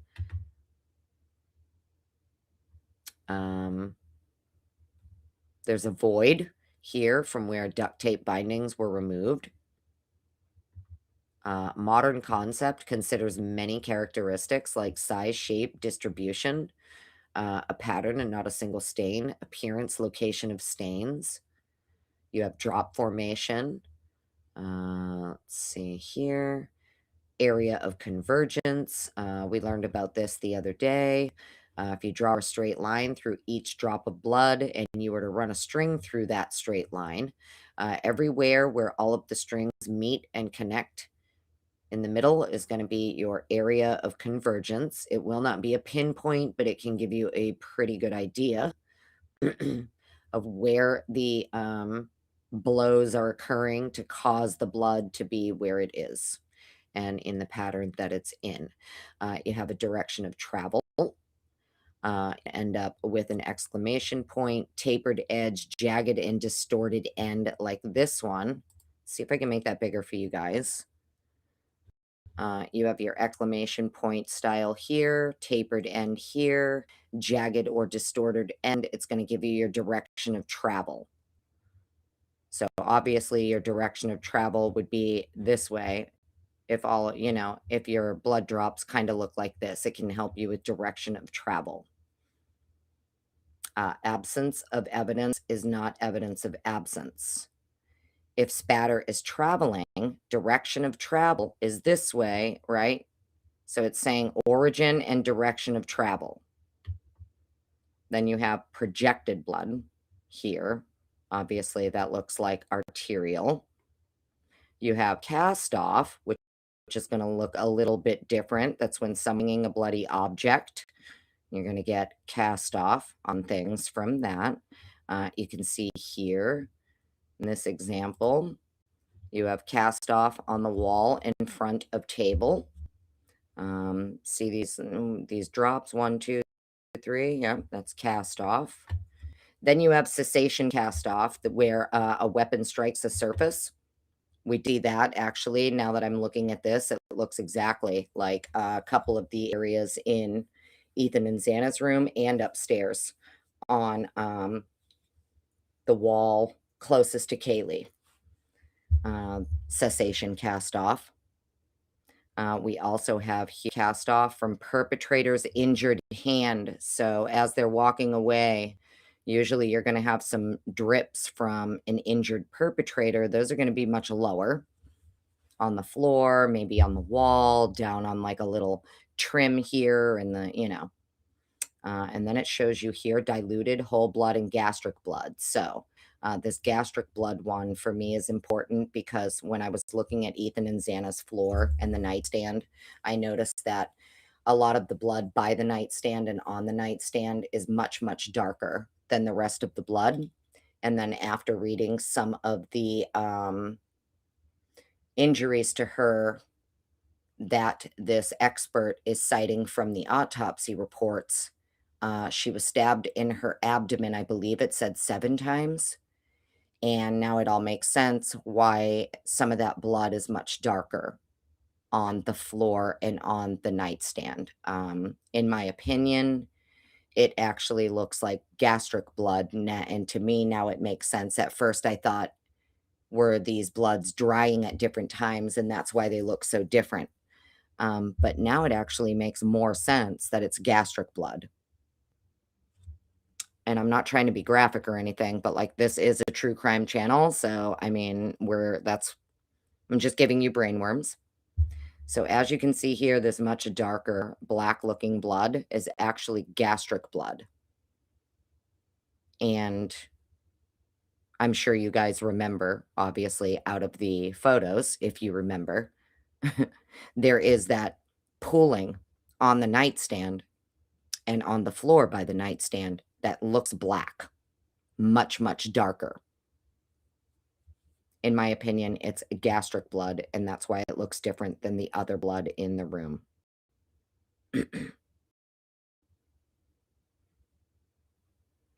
But welcome on in, everybody. Let me come and check my chat. Let me check chat. How's everybody doing? Brian Todd, hello. How's my audio holding up, everybody? Hopefully we're still crystal clear. I'm not seeing red flags from my mods or anything, so hopefully we're good. Amanda Bambi, hello. Welcome on in. Did I see Custody Queens, Kristen, in here? Oh my goodness. Hello, beautiful darling. Hello. Good to see you. Thank you for being here. Welcome on in. Well, I mean, I don't know design rhythm. I wasn't going to be that gory and gross about it, but yes, it would appear that some of the blood on the floor in Xana's room is because she sustained several stabbings to the abdomen, and it looks like gastric blood, in my opinion. We're still crystal clear? Oh, wonderful. Thank you. Thank you. Hope you guys are having a great night. Happy Saturday. Happy Saturday. Thanks for hanging out with me. Okay, and then we can see here we have some examples of diluted blood. That definitely looks like what's on that half wall on the second floor. Definitely looks like what is on the wall above the banister, going from the second floor down to the first. Let's see, crime scene reconstruction, determination of the actions and events surrounding the commission of a crime through analysis of the various parts. So here in this photo here, we have lots of diluted blood. We also have clot retraction and serum separation. A lot of redacted photos.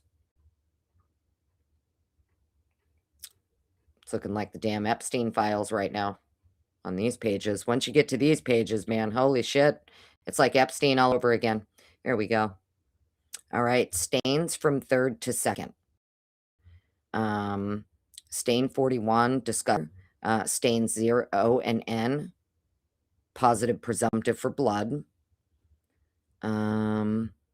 Stain K, light colored transfers, so presumptive positive. Oh, okay. And then she's showing all of the, okay, what we've already gone through in the earlier pages. She's just, okay. Makes sense. Okay, so we already looked at all of this in the earlier pages. Any of you, if you missed the previous live I did on this, we already went through the first like 90 pages, and then tonight we kicked it off at page 91. Yeah, see, this is what I was talking about. So like the half wall, this is where they found all of that mixed blood, which is super interesting to me because it's showing that like stain E here is actually Ethan. But it's a mixed sample, but it's not diluted, and it doesn't say who the mixed sample is with, and it doesn't say how many contributors, but the rest of all of these samples belong to Kaylee and Maddie, and the samples of Kaylee and Maddie. But stain E here is Ethan, and it's not diluted. And it's also a mixture, and they never say how many contributors to the mixture or who the other contributors are. It just says he's the major contributor. Doesn't talk about the minor contributor, how many contributors, another male contributor, a female contributor, multiple male, singular female. We have no idea. But I do find it very interesting that the only blood stain found out here in this living room, the only one that's not diluted, is Ethan's. and it's a mixed sample,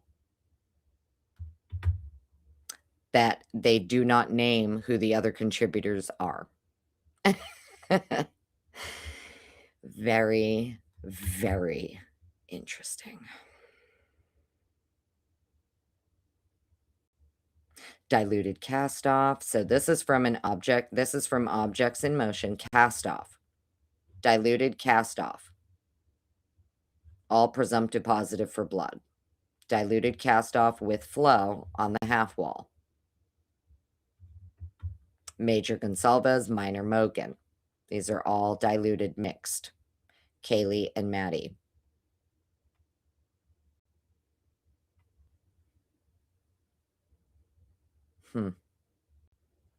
And Ethan is the only one out here that is not diluted. And then we have more redacted photos, more Epstein files.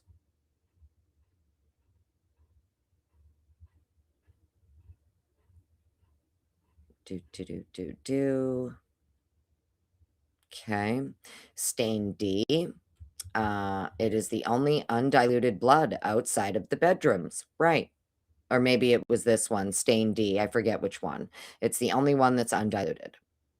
Knife sheath recovered in Mogan's bedroom. DNA from Brian Koberger was identified on the front strap of the knife sheath. Back was exposed to impact spatters from Kaylee Gonsalves and Madison Mogan. Would there be blood on the perpetrator? And then, she's talking, and we already read through all of this. She gave us the examples.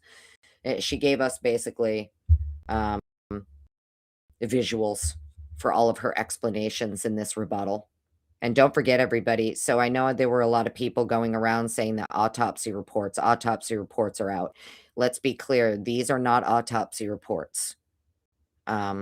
This is the state's expert amended rebuttal disclosure referencing autopsy reports for the victims. If you go back up to the beginning, she's got it described for everyone, how many pages are in the report for each victim. And if I remember correctly, they're a couple hundred pages right up to like a little over 600. I think Xana had the highest. She has like 600 plus pages in her autopsy report. And everybody else had like, I don't know, 250, 2 something, somewhere around there. So either way, just to be clear, what we're reading here is not autopsy reports for the victims. It is just the state's expert filing an amended rebuttal disclosure, because her initial disclosure, she had to amend after receiving the defense experts' disclosures. So I just want to make that clear. Autopsy reports for the victims is not what this is. Just so that we're clear here, because I've had many people asking me about these autopsy reports, and I just want to make it clear, these are not the autopsy reports at all. It's just a state expert referencing the autopsy reports. Okay, and then we have the Exhibit S10. This is for Tina Hall, I believe, actually. We've already read through this. Yeah, testify about her involvement in the case for processing the K-bar knife sheath for latent prints. Yep, we've already read over this.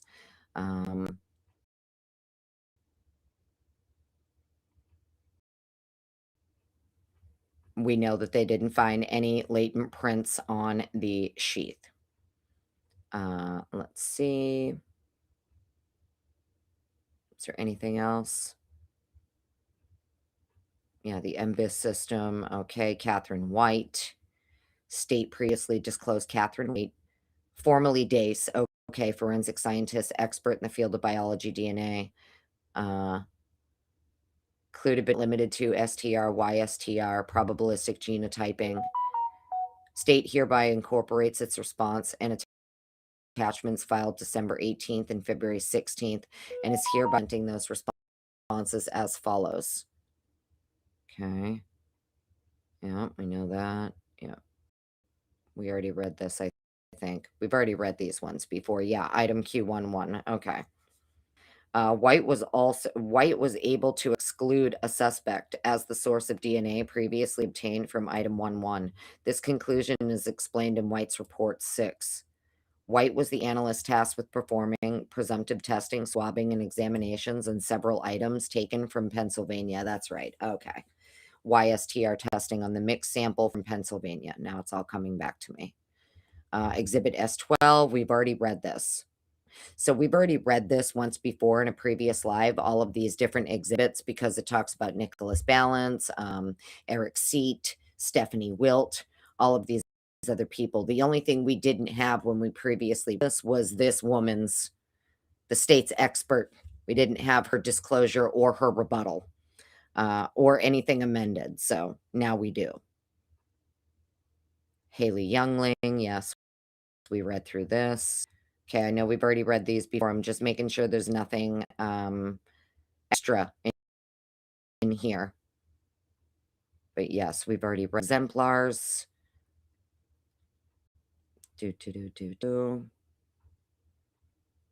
And then, yep, that was it. Okay. Yep, so that was it. Okay, so I'm going to stop sharing that. And then super quickly, you know what else I want to do? So I just want to give you guys one more little brainworm before I go. And hopefully you're up for it.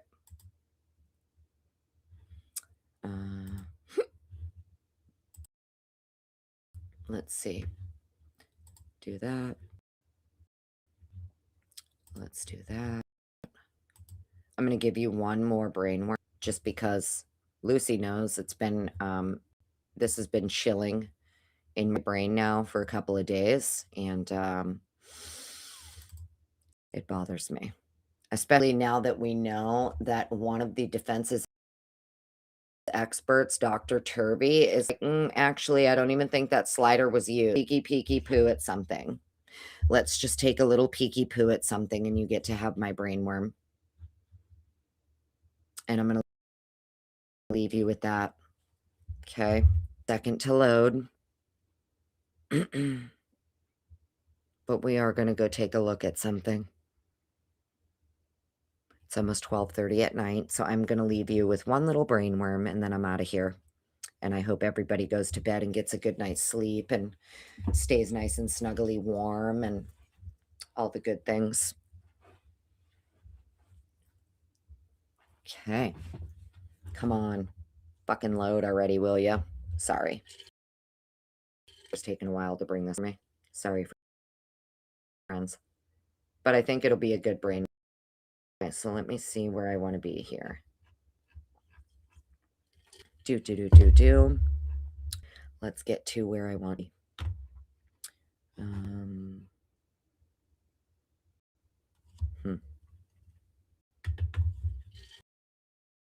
Okay. I think it was maybe in the hundreds. Let me see.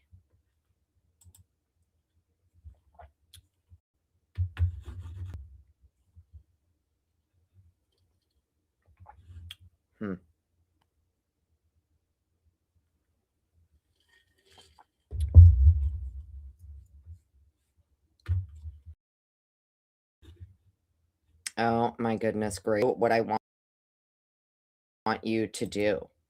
I don't know why you got to give me a problem. There we go. Okay. So let's see. Yeah, because this is second floor, so it would have been... trying to remember, did they start on the third floor? Yeah, no, that's driveway. I think I want to be down here. Hang on, friends. So sorry. We're getting there. Yeah. Okay. It's just one thing I want to show you. Let's do this. Share.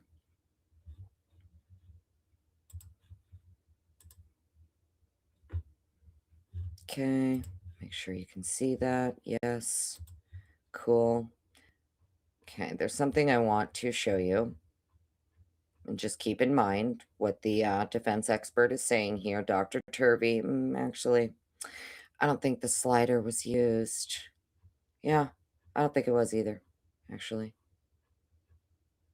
And the lack of prints in and out of any of the 3 exits, the lack of prints in and out of any of the 3 exits. Okay, well, let's take a little peeky poo. Lucy already knows exactly where I'm going with this. Don't spoil it, Lucy. No spoilers. She already knows exactly where I'm going with this. And I don't even care. It's a brain worm, and I'm giving it to you, and you get to have it too, because I'm not going to be the only one running around with this in my head. Everybody else gets to have it too. Do what you will with this information. Do whatever you want with the brain worm I'm about to fucking give you. I'm going to show you 2 things. Actually, it's going to be 2. And I don't care if you say I'm crazy. And I don't care if Lana's like, oh my God, Annie Potts, you're fucking crazy. It's fine. I have been called worse. So it's fine. I'll stay on the crazy train. Here we go. Oh, for the love of Pete. I just don't remember which number I was at, so it's fine. I'm just going to slowly scroll through. It's fine. You guys are taking the ride with me. You're fine. Hopefully you're going to love this. I mean, some of you will get a kick out of it. We didn't find no prints. We didn't find no prints in and out of that door. Okay. Interesting. Okay, Dr. Turvey.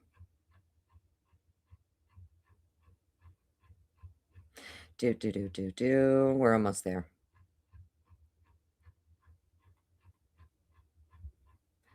Let's get down here. I believe maybe it was in the 300s. I thought it was in the hundreds, but it's not. It's probably up, way up. 300s maybe. Yeah, because this is all like Ethan and Xana's stuff. I want to get upstairs to the 3rd floor, please. I know you guys are going to think I'm crazy, but I don't care. I'm going to show it to you anyway. Was it in the 600s maybe? Holy shit. May have been in the 600s. Let me get my life together, friends. I'm so sorry. You know, if you came here to be entertained, tonight wasn't the night. I cracked myself up. Okay.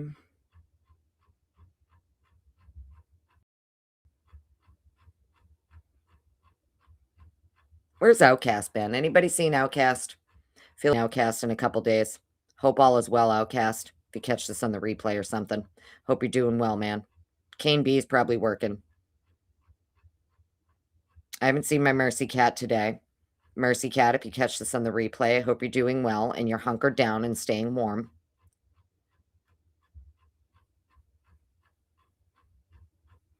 Okay. I think we're almost there. Come on. For the love of Pete. I just don't remember what number it started at. Okay, here we go. Now we're making our way upstairs, I think. Yeah. Let's go. Let's go. By the way, thank you, James Moen. Thank you, everybody. I saw that quite a few new people subscribed. I think we got like 40, 50 new subscribers in the last couple days. We've gotten quite a few new members in the last few days as well. So thank you, everybody. Thank you so much. Seriously. Thank you for all the support. Thank you for the love. Welcome into the new members and subscribers. Appreciate all of you.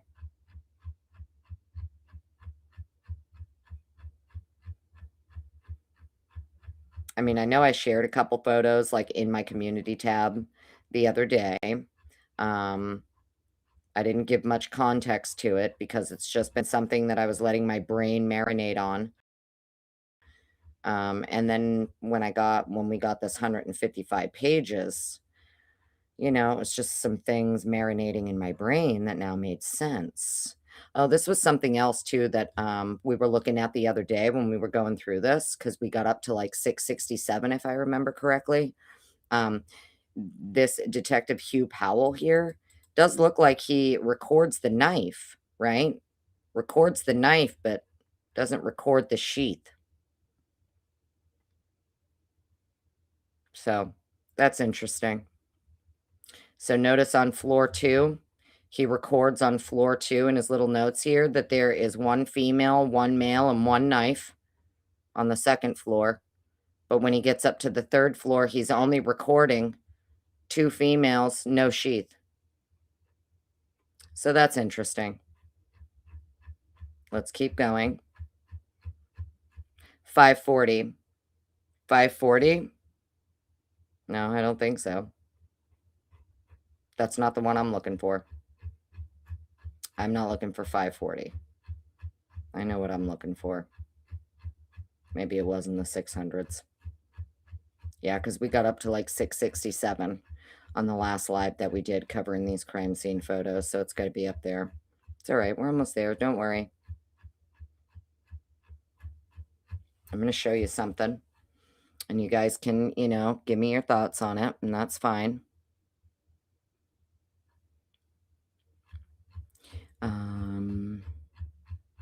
Just want to get upstairs first.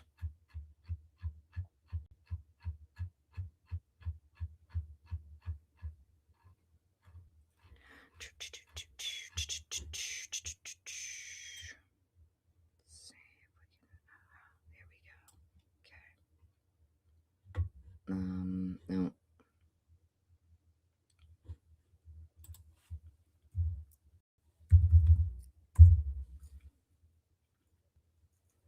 Give this a second. Sorry, guys. We're getting there. Okay, yeah, because this is still Dylan's room.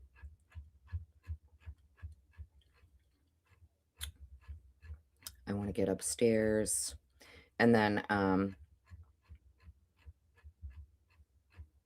so I'm going to show you, basically, a couple of things that I wanted to show, because it's just now a brainworm, right? After reading Dr. Turvey here. So it was already stuck in my brain anyway, something I already looked at, and now I'm going to show it to you guys. Didn't think it was going to take me this long to get up there to where I want to be, but it's okay. It's fine. Okay, here we go. So we're going to go upstairs into Kaylee's room. That's what we're going to do.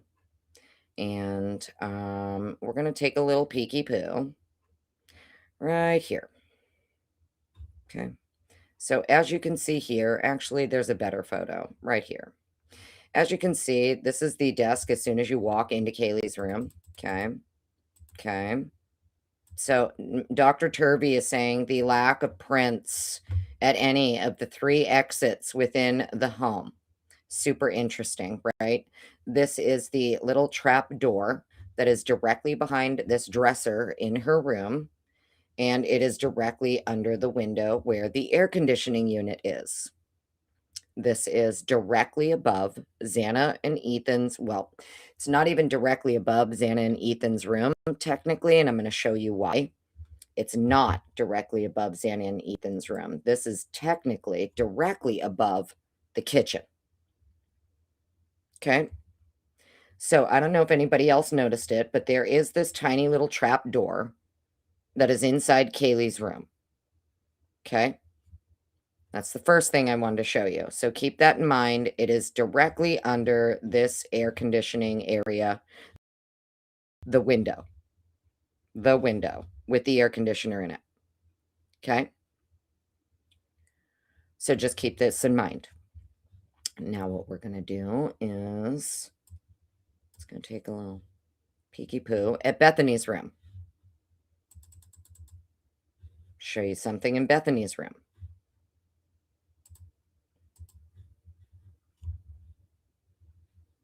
Lucy's probably like, oh my God, Anne doing this. But yep, we are.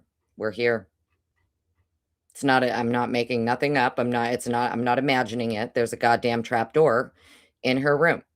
And, well, you're about to see something too. There's one in Bethany's room as well. And I'll show it to you.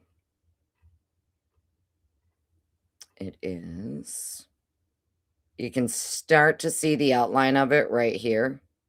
All the clothes are piled up in front of it.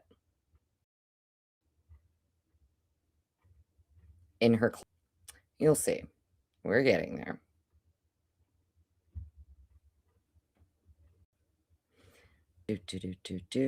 Where is it?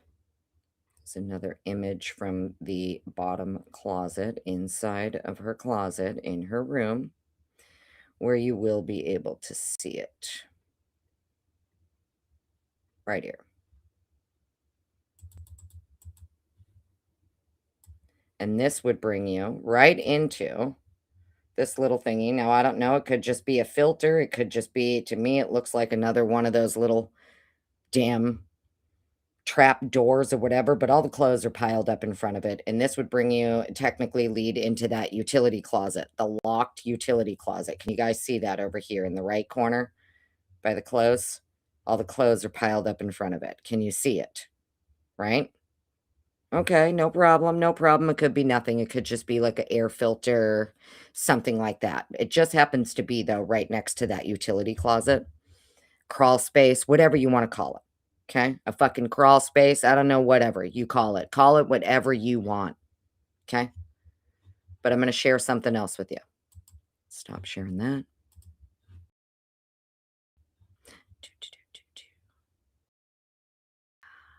is it?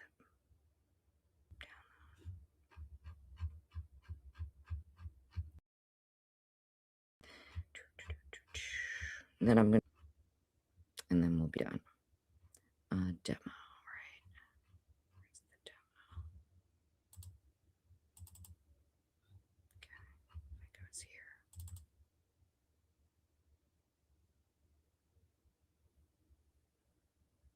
Is it this one? Okay.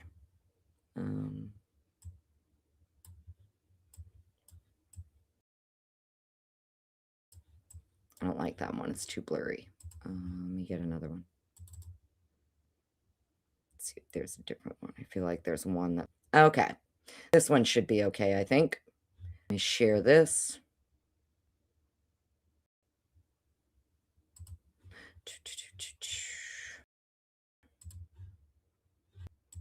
See if it's going to let me share this with you. More thing. Okay. Where'd it go? Son of a bee. Hang on.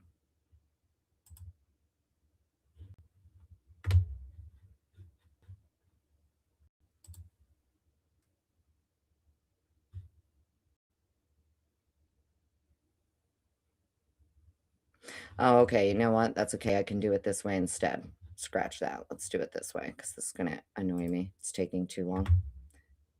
Do this instead.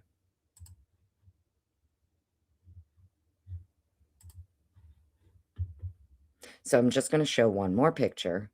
That way you can get an idea of where my brain's at, okay?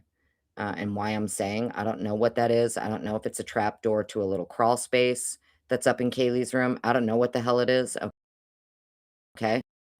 But it's super interesting. If you go back and you look at when they demoed the house, right before they took down the whole house, they knocked down the first part of the house, was like what would have been Xana and Ethan's room and the living room.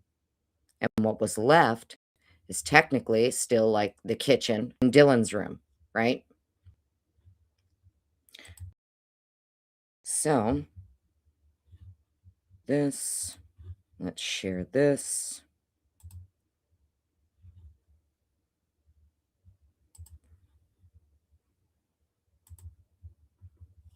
Okay. So I'm just sharing my YouTube channel with you, my page, just because it's easier for me to do it this way. Where is it?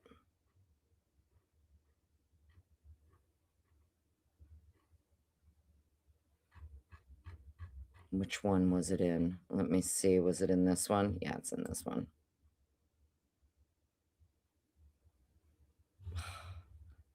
Hang on.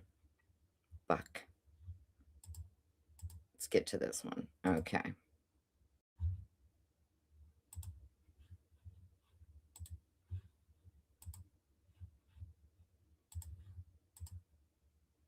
Okay.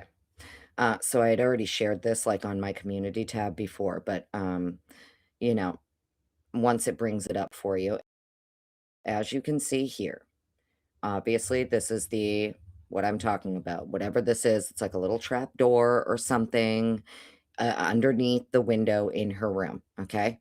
Um, it's behind the bureau next to Murphy's crate. Cool, cool. I shared it on my page, right? I gave you a better angle of it here so that it's easier to see. You can see it is directly behind the bureau and it's directly under the air conditioner, right? And then you have the, this last photo should be when they demoed the house. So hopefully everybody can see that. Hopefully everybody can see what I'm talking about once it gets to, because I'm watching this on my phone. I'm trying to monitor my chat from my phone still, so I have a little bit of a delay. But yes, so hopefully everybody can see what I'm talking about. This is right when they were demoing the house. The front portion of the house is taken out. You have Xana and Ethan's room gone. You have the golf club room gone. And what's left is right here, this piece of wood is what was Kaylee's bedroom window that had the air conditioner in it. And then there is this big open fucking space right underneath that window that just happens to perfectly line up with that damn little trap door. No, I don't know anything. I literally don't know shit. Do not listen to me. I am just asking questions. But is it me, or does it appear that the little trap door just happens to perfectly line up? Because this piece of wood here above this open space, it is not Xana and Ethan's room here. Xana and Ethan's room is down here. It's already been ripped down.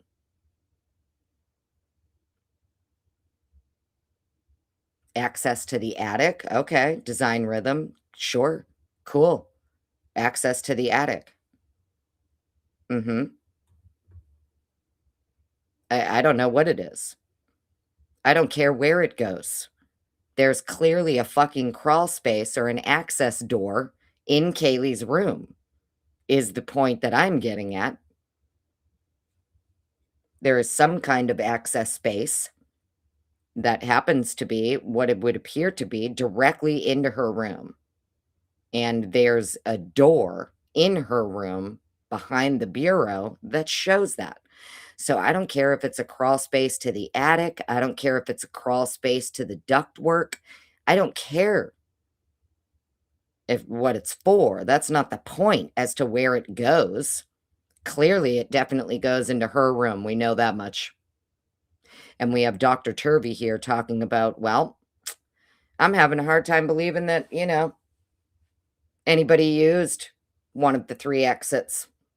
Isn't that interesting? Dr. Turvey is basically getting at, well, I'm not so convinced that they used one of the 3 exits. I don't know about underground tunnels, Amanda. I'm not saying that. No, I'm not saying there's no fucking tunnels. What I'm saying is that my eyes, okay, are showing me that there is a weird little trap door, access door in Kaylee's room. And when you go back and look at the demo pics, there just so happens to be this wide open space directly under the air conditioner window of what was Kaylee's room. And it would align perfectly with that little trap door that's also in her room. Exactly. Brian Todd, I got to agree with you. It's like a perfect pane size fucking trap door. But what do I know? I don't know shit. I just thought it was very interesting. This was a brainworm that I had, and I gave it to Lucy, and now I've given it to all of you. I also gave it to Mercy Cat. It is what it is. Now you guys get to also have the brainworm. I'm not saying that, I'm not saying anything. I'm not trying to imply anything. I'm just asking questions. I just am super interested as you can see here, look, this is her window with the air conditioner. This is the door. And when you go here, that is her window where it used to be. That would be the door. Isn't that absolutely fucking wild, okay? Absolutely wild. I'm just like, "You've gotta be shitting me. What are the odds? What are the odds?" And to be honest, it does look like it's a little askew, yeah, and Dr. Turvey is saying, "Well, I don't think that, having a hard time believing that any of the 3 exits were used to come in or out of, and there's staging, and there's cleanup." Hmm, interesting. So anyways, yeah, hopefully, like I said, it's just a brainworm. I'm sure it means nothing, and it's absolutely nothing, but, here we are. Here we are, friends. But is to me, it looks like a little crawl space. Little crawl space.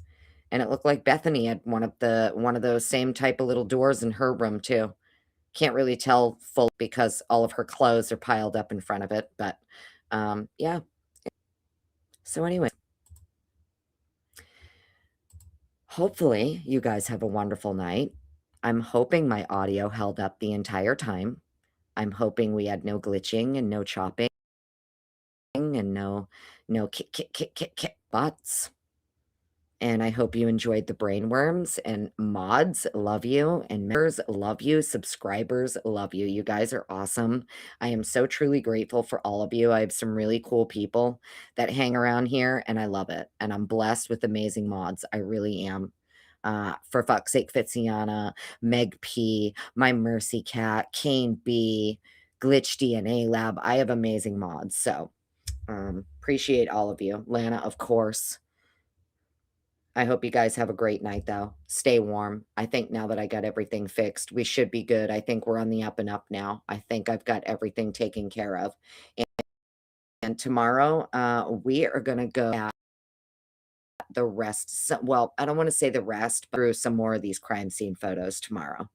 Yes, Lucy, audio was 100%. I know, honey. Can you absolutely believe it that it actually held up? The whole time. I fixed it, actually took care of it, and I think I got it all set. So, I hope you guys honestly take care, stay safe, hunker down if you're in the path of this storm, get your hot cocoa, your tea, your blankets, bring in your pets. If you see some asshole out there, if you live next to an asshole who is leaving their pets outside, you call the fucking cops. I don't care. I understand there's many of you, you're not cop callers. Okay, you're not cop callers, but I'm telling you, if you see some asshole leaving their dogs outside in this storm, you call the damn police. Okay, please, I'm begging you. If you love me, you will call the police and you will report those people if you see them leaving their fucking animals outside. Okay, just saying. I'd appreciate it. Please don't leave your pets outside. Bring them in. This is going to be brutal. Okay. But you take care, everybody. Thank you so much. I hope you guys all have a great night, and we'll catch you tomorrow, okay? Audio was amazing. Perfect. Glad to hear it. Thank you so much. Thank you so much. I'm sure you guys are going to stay up all night anyway, you little insomniacs. Nadia, well, thank you. No, you're a badass. You know who's a badass? My for fuck's sake Fitziana. She's a badass. And my Meg, my beautiful Meg P, also another badass. Nothing but queens up around here. Bunny Murphy. All right, later all. Later all. Have a great night. Catch you later. Bye.